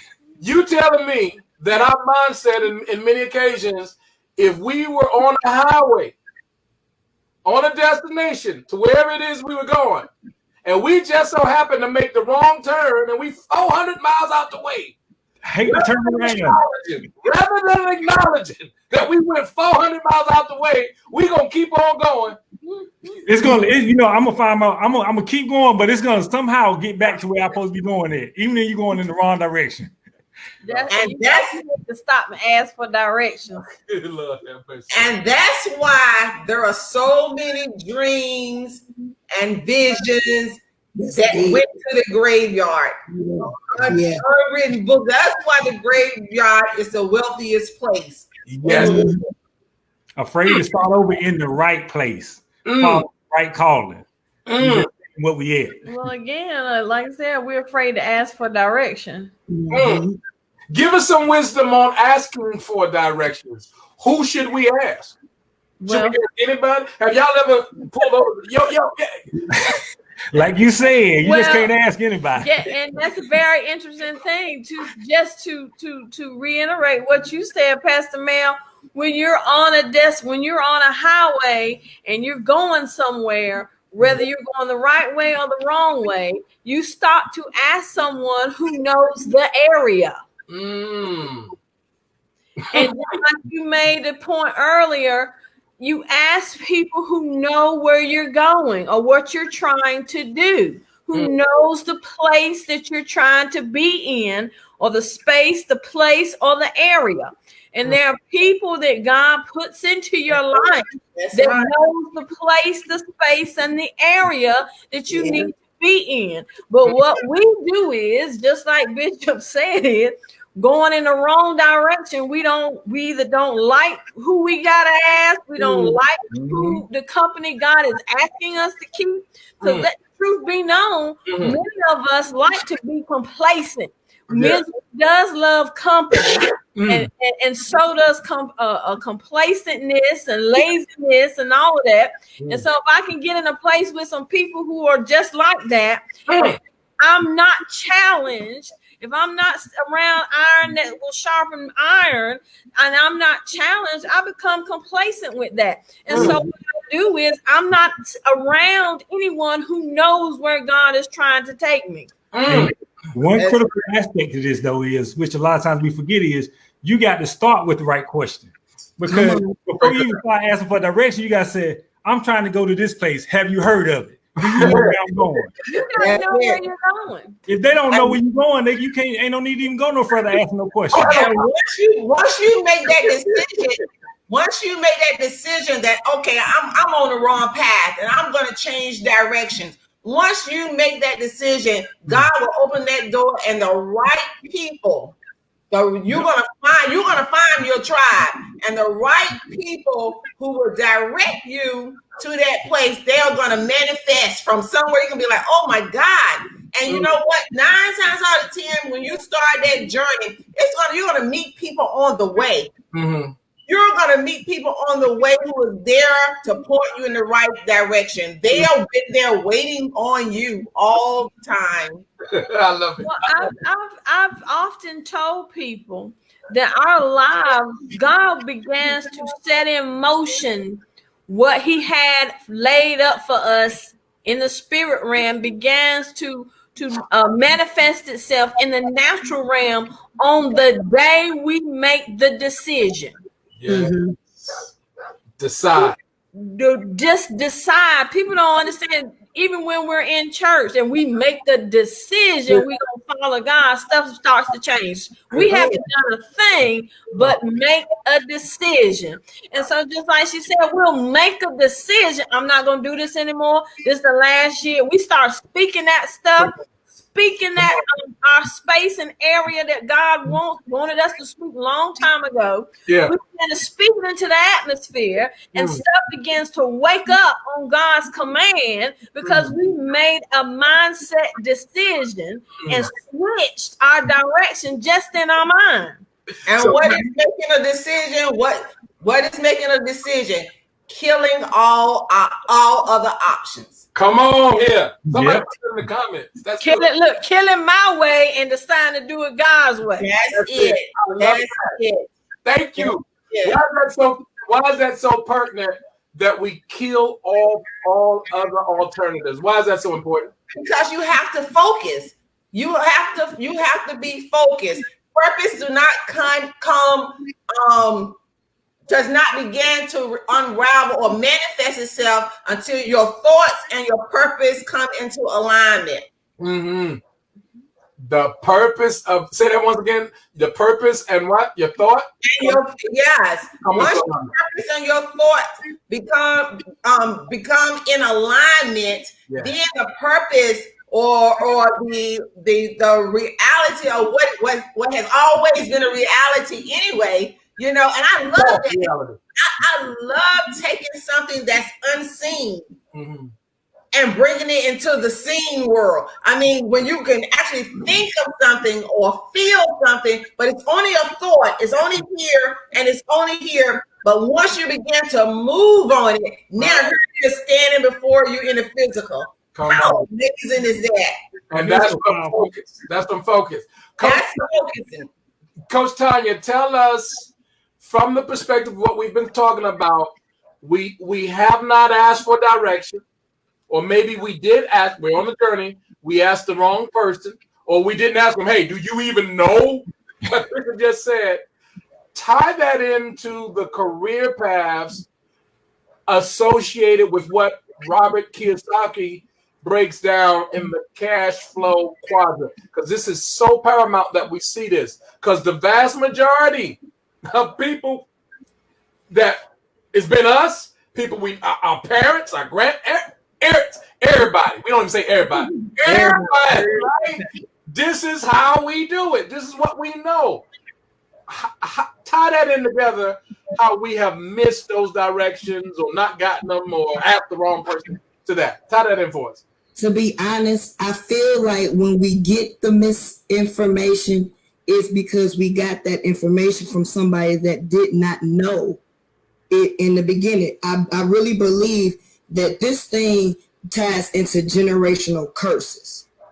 And as the world changes and move forward, if you still stuck in that same mentality, like I was taught that you have to go to school, get good grades, go to college and work real hard, and then you'll be successful. I never was taught to save money, invest in myself. I was never told once I go to school, I'm going to be accumulating, because I'm not coming from money. So that means I'm going to be accumulating debt.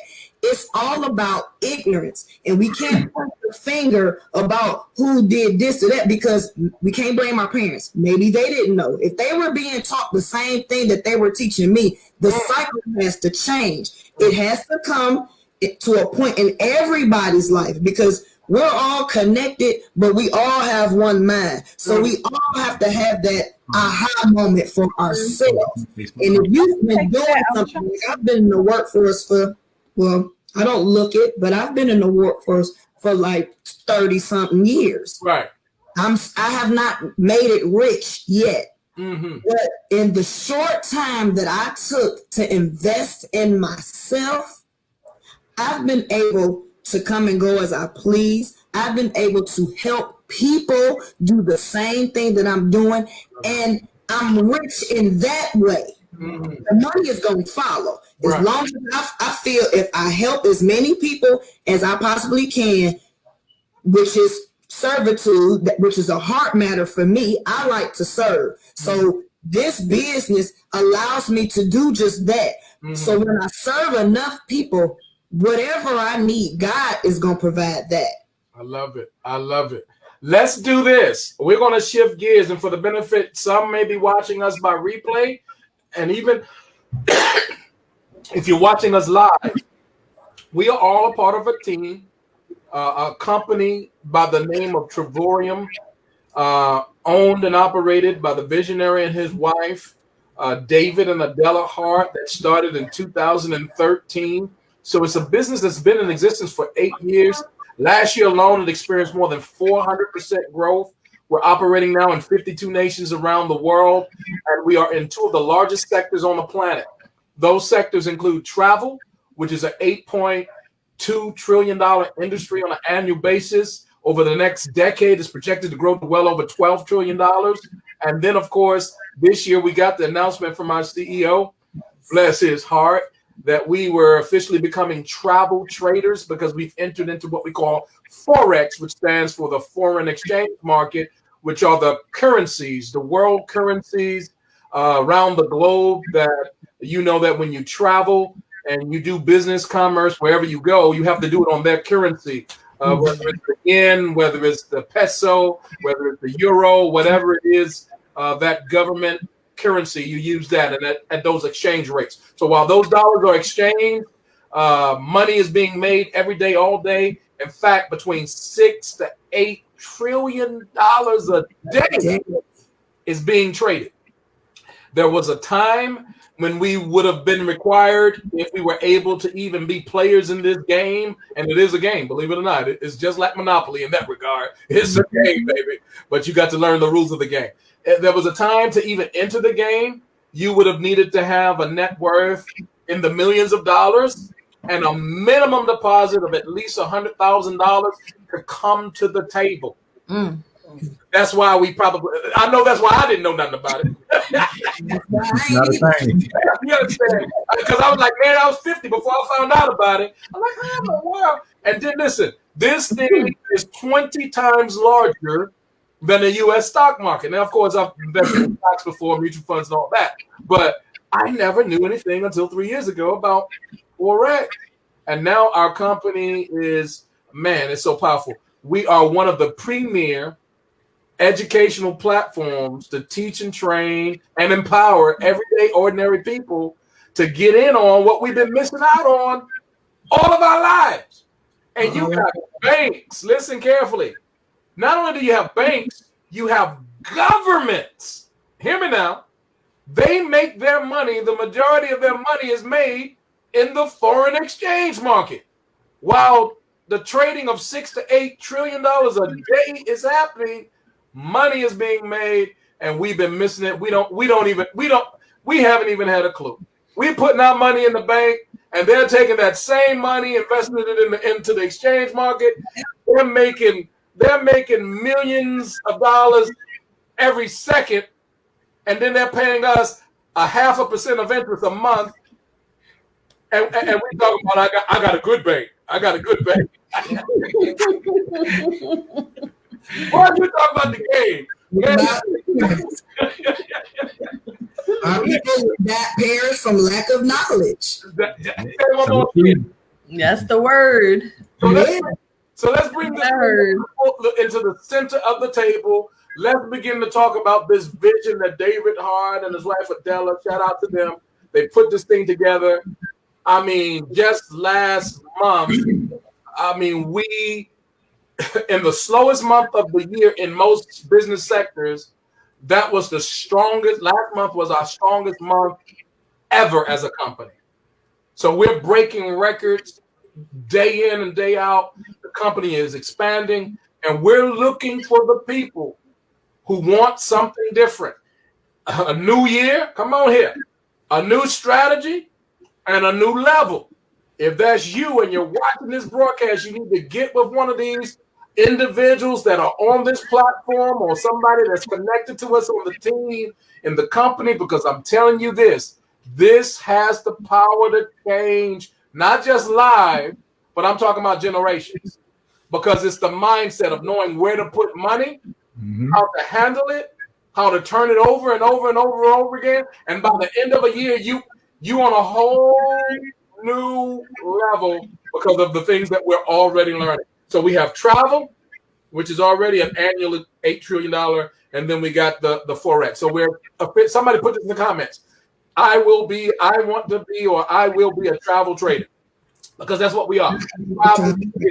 Althea, good to see you, cousin. So let me hear from you, Minister Lisa. What excites you the most about becoming a travel trader with Travorium?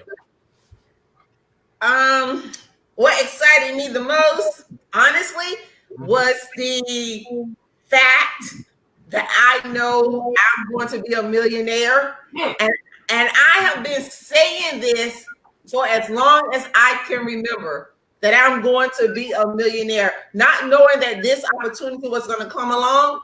I had dubbed myself a moneyologist years ago. I don't think that's a word. I know that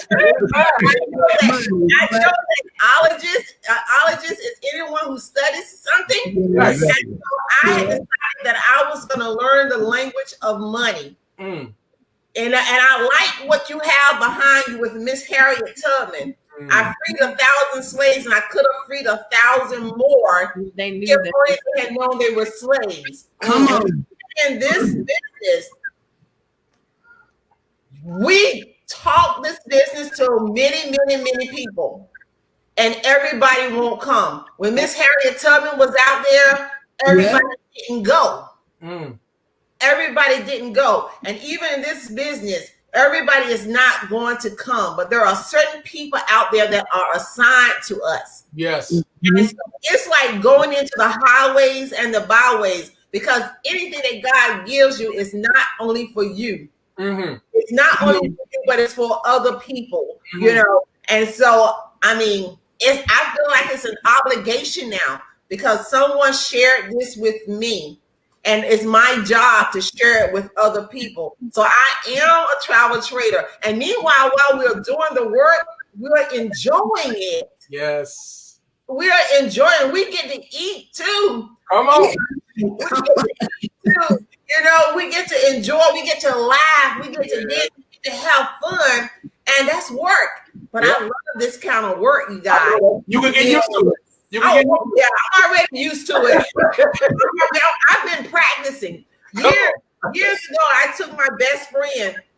We got in the car and drove to South Carolina. Mm-hmm. We drove to South Carolina just to eat dinner and come back. And we came straight back. And I told her then, I'm practicing. Come on. When I become wealthy, we're going to be able to jump in an airplane, a jet, whatever, and we're going to get to go across to other countries and eat dinner and come back. Right now, come on here.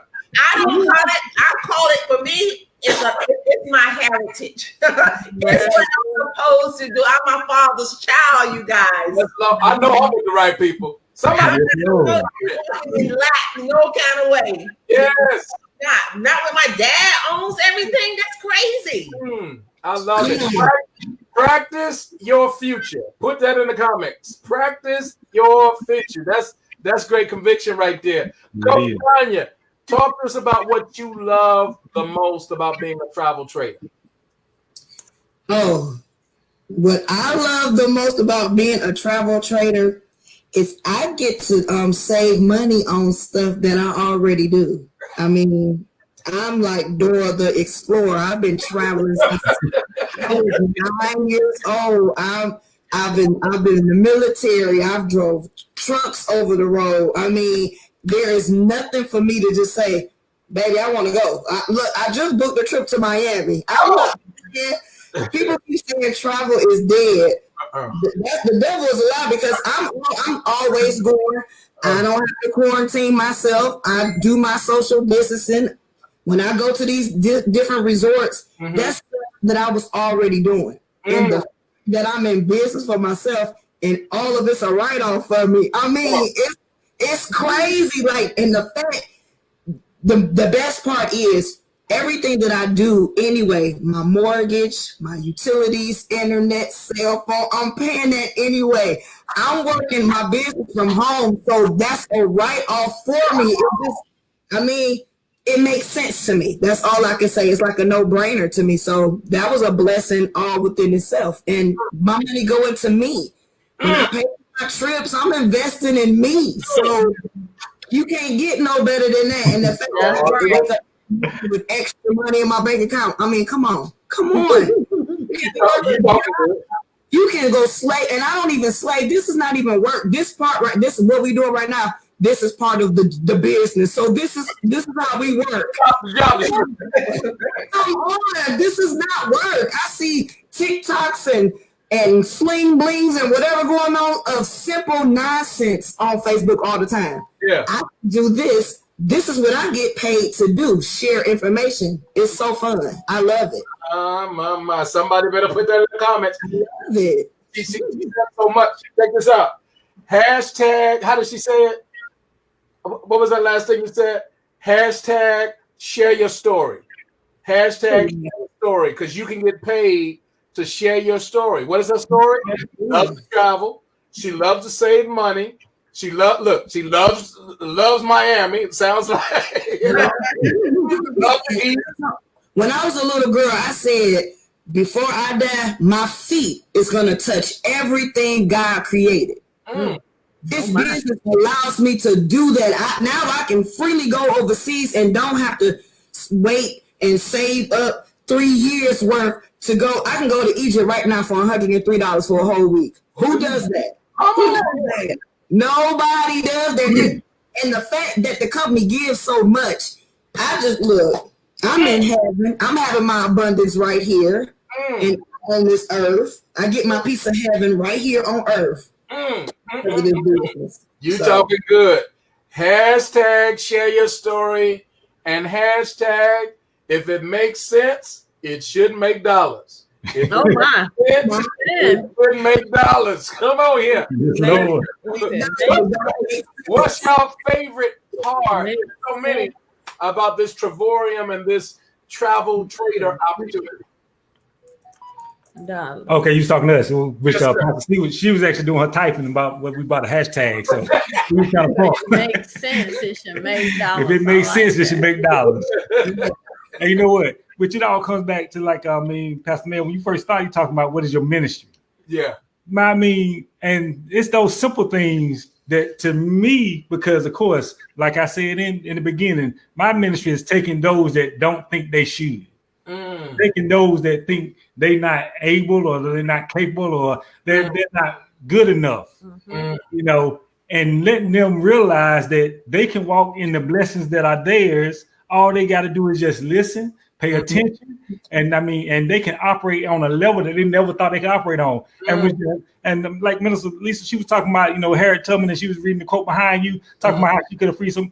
But the problem is, we get so comfortable, and most of us don't even know why we're comfortable. It's just the fact that it's how we always been. I mean, some of the slaves, like, I know this slavery. I know my master. I'm gonna get food. Well, I might get beat if I don't do what I'm supposed to be doing, but I know I got a place to live, I ain't got to worry about getting my foot chopped off if I try to run.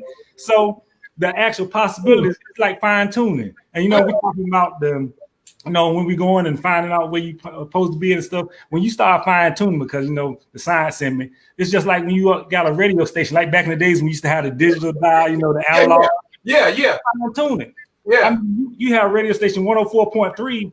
But if you don't fine tune it to that specific frequency, you get a whole lot of static noise. The same way when you actually trying to take a journey or whatever, and Miss Lisa was talking about all that extra stuff, and if you don't fine tune it, all that static noise will cause you not to be able to hear and get good reception. And that's what I love about the business, because from the beginning, when you first introduced me to the CEO Hart and stuff, he thought about those that didn't. Yeah, come on. Those that weren't already making those six figures, those that he wanted the average person to become better than average. I love that. You know what? He wanted to put some super on their natural and allow them to experience things that they never thought about. Come on. That actually fits right into the ministry aspect of actually taking those that never thought they could actually be that travel trader. I'm gonna tell you, I'm like you, Pastor. I'm like Forex and all the other good stuff. Like, what in the world? Yeah. But then I started hearing folks talking about money and how they want to do it. And I'm like, okay, wait a minute. Then found out that we had it. I'm like, okay, you sitting here talking about you can spend all this money just to learn. Yeah. Like, one of my frat brothers talking about, it's cost like $500 or some dollars, to get on, and you just learning. You ain't made no money yet. Yeah. I'm like, wait a minute, we got there now. So he took what was already great with the travel aspect. Right. Taking people to another whole place of looking and thinking and and visions and dreams, and then threw on something that most of us don't know nothing about. Right.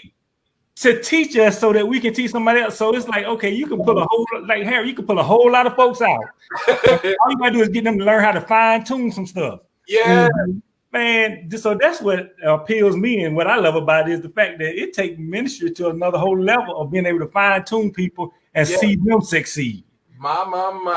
Somebody put in the comments, Pastor Carmen, we need to hear from you.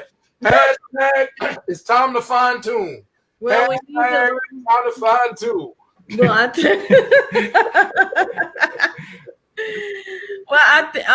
what keeps coming, what came into my mind is we've got to understand that it's not just about us.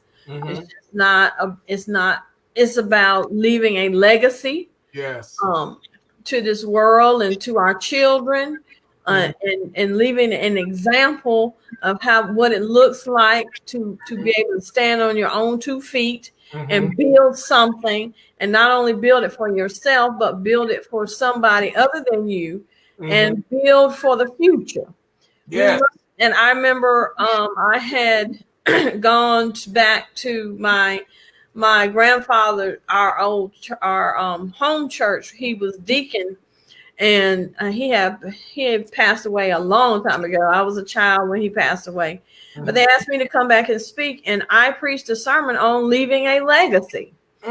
We've got to learn how to leave a legacy. Remember who we are, who our Father is. We got to get our minds right to know whose we are, what we can do and the power that we have access to. Mm-hmm. And when we get that mindset, then we understand our space, our place, and our area. Come on. And then that's where we get our destination from. Yeah. And once we decide this is where I'm going, we punch it into our GPS. Mm-hmm. Then God will begin to put the people in our way, put the people that we need to ask directions if we get lost, or ask direction if we need help. But we need to know and understand, many of us won't even take action unless we realize it's bigger than us. Because some of us, and I'm one of those folks, it's like, well, I don't need much. Right. But when and many of us don't conquer or go or travel to our destination God has for us until we realize it's not just about us. Because we're like, well, I don't need all that. Well, I don't need, but it's not just about you. Yes. It's about the people God needs for you to touch. Some of us are that doorway of prosperity, that doorway of opportunity for somebody. And if you be obedient, then we can pull some other folks with us. But many of us have got to get into the mindset. It's not just about me. It's not about what you want or what you need or don't need. It's about the people God is going to put in your life that need what He's going to give to you. Lord, exactly. That's it. I want to do this. I'm going to set. Hashtag it ain't about you. That's it right there. Table with what you all just said, and the image of this warrior behind me. If you've not seen that movie, I've watched it 3 times. Very good. Yes. Awesome. You need to. I love it. Here's why, and thank you for sharing that, Pastor, because it's not about us. And she understood that even though she had already received her freedom, Exactly. That's multiple times, she put her own life at risk, not just to get her own family, But to get everybody, but others. So when we understand what the Revelation Pastor Carmen just said, when we really understand it's not about, maybe you are comfortable. Maybe you do got a 401k and you got enough money left over at the end of the month. Now, God forbid, things do happen. All that could change. Just like that. But let's say that you kept what you got and you retired comfortably. Could you pass that on to your children? Could you help your neighbor with that? Could you help your community? How much help can you build the wall with? Because the walls are down. How many walls can you rebuild with what it is that you have just being comfortable? We need to be better stewards because it is not about us.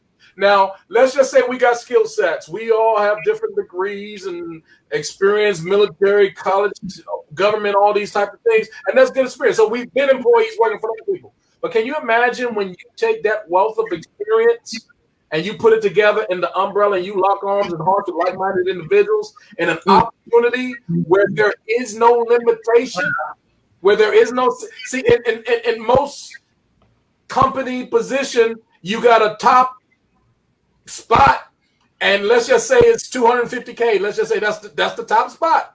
You're not going to go any further than 250K.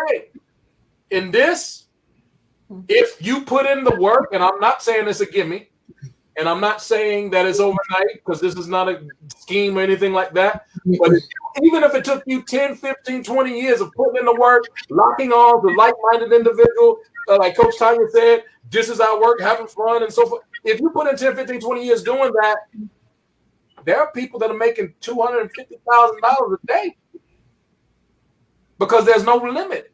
Mm-hmm. The possibilities are not based upon what some other person said, no, you can't go any further than this. Exactly. Mm-hmm. We become our own limit. So as long as we're willing to remove the chains of slavery and say, I'm not bound by that thinking anymore of what I used to think that I couldn't do, and I'm willing to lock arms and get sharpen and get people who are more experienced and seasoned than me to help me to get where I'm going. If you're willing to receive that, you better call Coach Tanya or Bishop Eric or Pastor Carmen or Minister. You better call them because we're going somewhere. Amen. So what I want to do as we close out is I want to kind of give the package of what's being offered, and then I want all of y'all to give us some closing comments on who it is you're looking for, because we're not looking for everybody. Y'all know that. We are not looking for everybody. Pookie, we love you. We'll see you when we see you. For the next 12 months, listen. For the next 12 months, just know we'll send you a postcard. We love you, but we wait you already. We love you, man. That's it. But so we ain't got time for Pookie and our therapist. So we're gonna go with our therapist and we'll get back with Pookie. All right. But here's the thing: what we're gonna do. Let me summarize the opportunity for somebody watching this. We've been having a lot of fun joking around, but this is serious. We have an opportunity for you to get in place, and I'll put it like this: it's way less than that. But let's just say it was $1,000, and it's much less. It's not even 500. But let's just say it was 1,000. Man, we've spent, I know I have, thousands of dollars on stupid stuff.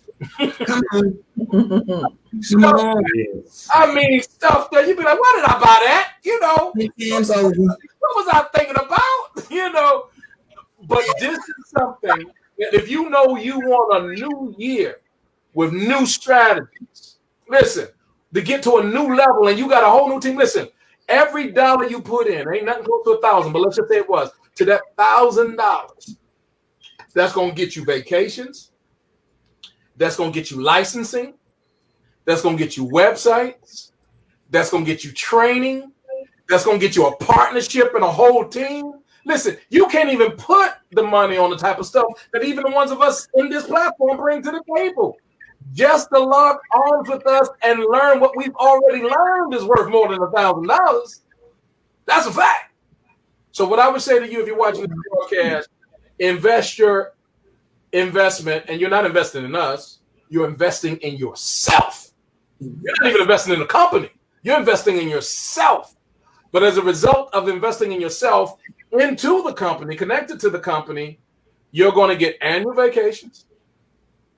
You're also going to get what we call dreamcations, at least twice a year, where you'll be able to stay for weeks at a time, at least 8 days, 7 nights, paying less than, in some cases, less than $100 to no more than a couple of $100.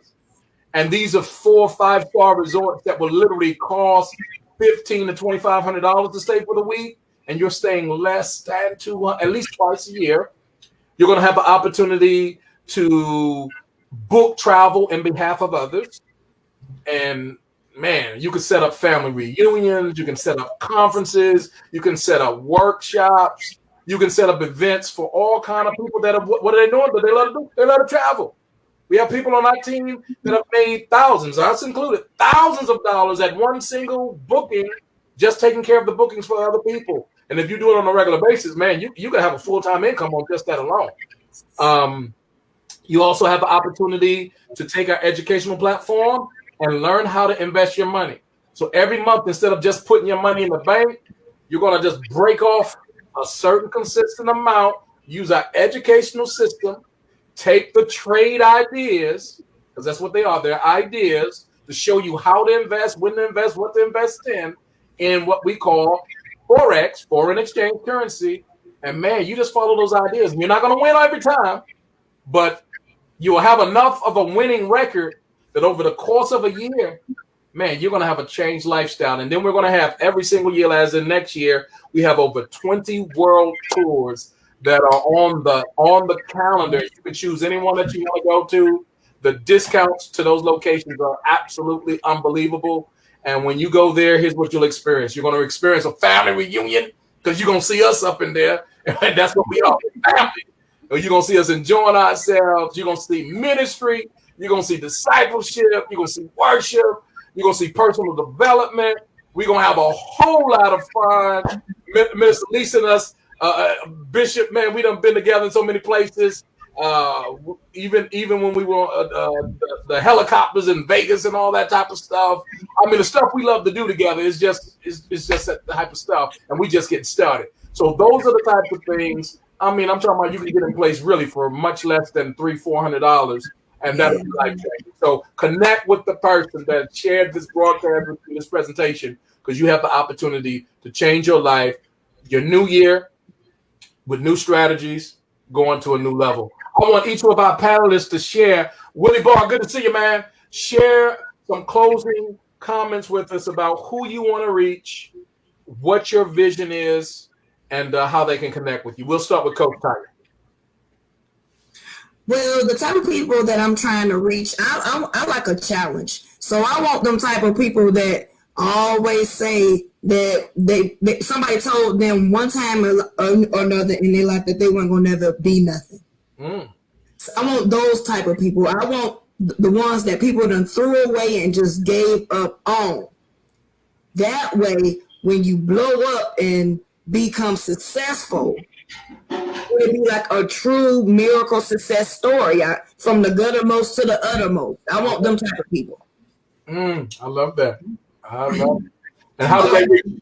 And the last thing I want to say, if you are actually listening to you, and I mean, if you would actually invest the same amount of time and energy that you do when you go to work every day, if you invest that same type of time and energy into yourself, you can outdo McDonald's and Burger King. Because do you think when they burnt the burger, they just gave up? No. When people call off for work, you think they just shut stuff down? No, they just find a replacement. So say COVID ain't going nowhere. Let's just put that out there. COVID ain't going nowhere. So what happens if all these businesses really just shut down? What you gonna do? Do you have a plan B? If you don't have a plan B, this is something that you really need to look into. My God, that's good. And how do we reach you? How would you like them to contact you? You can reach me on Instagram, Jubilee Entertainment. My email address is Jubilee Entertainment. You can always also book me for singing. I do funerals, bar mitzvahs, comedy. I do it all. I come and sing at your church. I tell the truth, nothing but truth, so help me God. But you can inbox me. I'm on Facebook. I got 2 pages, Tanya Evans and Tanya Evans Barnes. But people that know me, you know how to find me. Or if you don't find me, guess what? I'll find you. You know. You got some comedy, y'all. That's for sure. That's my girl. That's my girl. All right, Minister Lisa, tell us who are you looking for, and what would you like to share for somebody who's looking for that new year, that new strategy, and going to another level, a new level? I'm like Coach Tanya. I also like a challenge. But let me say this. First of all, let me give honor to Bishop Spruill and Pastor Carmen. I have to give honor to them because they are my sponsors.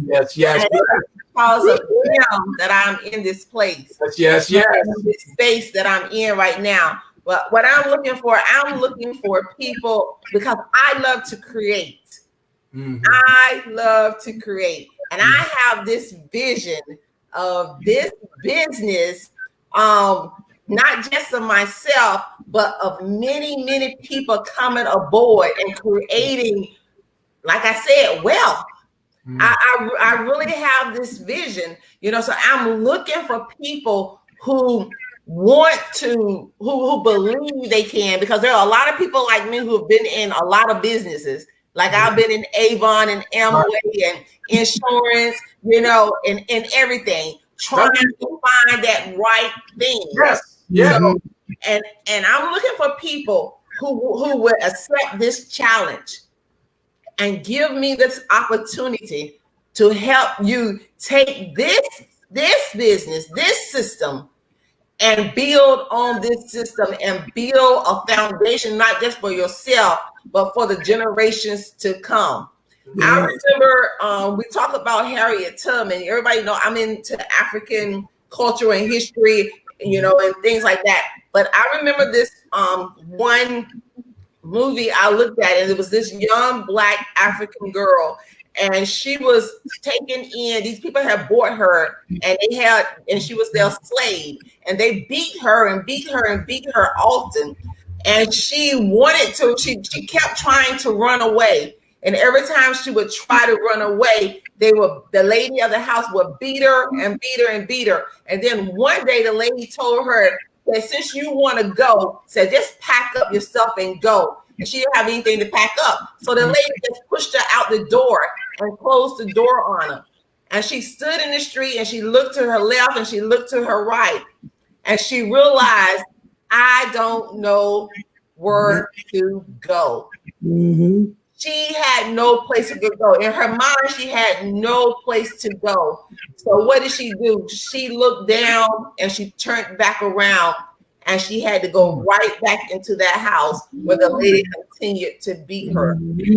I tell you, when you're in this business, you are going nowhere but up. If you are willing to do the work. So I'm looking for people who want to do the work and watch the manifestation thereof. That's powerful. And how do we contact? How do we get in touch with you? You can inbox me on Facebook. I have like 9 different pages. Right. You can inbox me on Facebook. You can go to lisatravels.now.site, or if you want to see exactly what it is that we're talking about, the videos, you can go to Travorium.com/78758. Excellent. Thank you, woman of God. And last but not least, Bishop and Pastor Carmen, tell us the same. Someone that's watching this, who do you desire to reach out to you right away? I mean, we got 21 days to work with before the new year comes in by God's grace. And that's plenty of time to put some work in and to make some things happen. What type of individuals is it and why that you're looking for? Which the type of individuals that I know, me myself personally, are those that want more. You know what? Because I mean, we actually have those that actually maybe have some, and you know what? It's not just want more money, want more life, more lifestyle, more time. Because a lot of times we can get more money. Because I know a lot of people that make a lot of money and they complacent and happy because they make money. But then they be missing some more aspects. But it's not about, because it's all about the thing. I was listening. It's about taking the cap off. And you know, as you was talking, Pastor May, you was talking about the caps. Like when you're in the business world, it's like certain levels, because each actually, because like in the business sector, like even with Pastor C, in the real world, they actually have limits as far as like if you have this label as far as what your position is, this is your cap of how much you can make. Right. You know, and when you have salaries, they have salary caps. Right. You know, so you can't make over that. If you're trying to apply for a job and it's saying this position gives you this amount of money, you can't go in and say, well, I feel like I'm worth more. Yeah, okay. Even though you saying you give me, I feel like I'm worth more than what you say. They be like, well, we don't give more than what we say we're gonna give you. It's in paper, it's in writing. Okay. I'm looking for someone that wants more, not what's prescribed based on, you know, criteria, so to speak, but want more based on the fact that they have more in life they're trying to receive. So whether it be travel, whether it be time, whether it be finances, whether it just be to bless others. You know, somebody that's saying, okay, I'm at a place where I know there's a greater desire that I have to do more out of life, to see more out of life, and to actually share more with others because I want to help somebody else.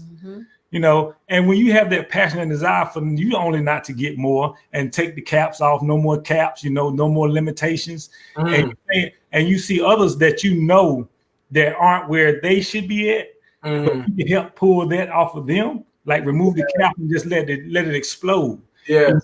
So I want somebody that wants to not only do it for themselves, but wants to leave that legacy, wants to have others that they say, you know what, I know they haven't had every opportunity that I did. Yeah. But I want to be that vessel, that tool to give them the opportunity where they can exceed what their wildest dreams were. You know, and that way, when we all living blessed and operating in our purpose, then we can all just be a wonderful family, have fun, enjoy life. You know, don't be stressed out, not being concerned about the normal everyday operations. When you know there's no cap, you ain't got to worry about somebody shaking you up and then like, okay, is y'all gonna implode? You ain't got to worry about imploding. That means you can expand. When the cap is off, that means you can expand, you can go, you can blow up. I'm looking for somebody that's ready to blow up. Plain and simple. You know. All right, Bishop on fire. Pastor, come on. What you looking for? Who you want to work with? Somebody who's willing to step out on faith. Much of the issue we have is people are afraid and they're not willing to step out on faith. It requires faith to do what we're trying to do. It requires faith to believe and not give up. It requires faith to accept a no and know that no matter how many no's I get, I just need one yes. We need people who have faith not to give up. No matter what it looks like, I'm going to keep going. It's not about me. I got to have faith to do that. There is greater. To know that there's greater as long as I just keep moving. It requires faith because you can't see. You can't see it, but God has shown it to you. You can't see it with your natural eye, but God has shown it to you spiritually. He has shown it to you in the vision, and He has made it plain. All you got to do is write it down and execute. That requires faith. So I am looking for somebody who has faith, because the lack of faith is what really keeps us in bondage. Lord have mercy. Because I can't see that I have a way out. Because it's not normal, or it's not what I'm used to. Can't be afraid. I'm afraid because I can't see what's around the corner. I've got to have faith to know that I've been set free. All I got to do is move. Well, here's my Lord. Here's what I'm going to do. I'm going to share a quick testimony by our CEO, and then I'm going to give a special opportunity for someone who's watching this broadcast, but you need to get back in touch with those persons that you're connected to on our team, and you'll be eligible just by having a real conversation with us. That means you got to be engaged, but we're going to give you a 3-night giveaway. All you got to do is have a real conversation with us, and you're going to fill out a survey. We're going to review the information. We're going to have a sit down. We're going to talk to you, because we want to scrutinize who comes on our team, because we're looking, what Pastor just said, no faith need not apply. Okay? Hey, with disclaimer. What you got? We'll see you when we get back. But here's the word from my CEO, and then I'm going to share with you the gift, the 3-night getaway that you'll be eligible for. Hold your seat. We'll be right back. I've always worked hard. I've always wanted to produce. I've always wanted to take care of my family. I've always been a guy willing to put in the hours. I think most people are like me. But I remember my grandfather, a very successful entrepreneur and businessman, he came to me one day and he said, David, you got to learn to shut down. You got to learn to get away. You have to focus on family and have experiences in your life. If you don't, you're going to leave an empty life. You know, I took my grandfather's advice to heart. So I began to experience and travel, and it was amazing. I remember inviting people to do the same and have more experiences out of life, but for a variety of reasons they couldn't. And I thought it shouldn't be this way. You know, my grandfather was right. People need to get away. People need to experience more. So I decided to solve this problem. That's why I started Travorium, a company that could help anyone realize the dream to see the world. Welcome to Travorium, a radical new concept in travel.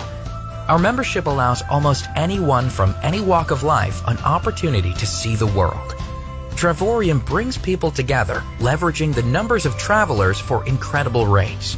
Every month, we award our members travel points that can be used in our world tours and getaways. You choose the path, you gain the benefits, and you tour the world. With our Travorium Getaway platform, you can use your points to buy down the rate at over 2,000 resorts across the globe for your individual trip preference. With our premium membership, you can book these stays for a week long in a 1-bedroom suite for as little as $1 per night after points applied. But our travel points also give you access to life-changing experiences with our World Tours platform. Every year, our team of experts plan multiple world tours to some of the most sought-after locations on the globe where we plan activities, parties, self-development trainings, and dinners exclusively for our members. Most people can't spend the time, money, or effort in putting together a trip of this magnitude. And the best part is that our world tours bring together like-minded people from all across the globe, allowing you to meet, learn, bond, relax, explore, laugh, and enjoy life with other members of the Travorium family. Each trip creates an incredible experience that cannot be purchased online, memories that will last for a lifetime, and friendships that can transcend continents. It will leave you counting down the moments to the next one. Our membership also gives you access to our private booking engine, where you can save up to 50% on hotels, cruises, resorts, rental cars, and activities. And if traveling and seeing the world sounds exciting, we also invite you to partner with us. You can earn an income doing what you love, allowing you to turn passion into profit and adventure into a way of life.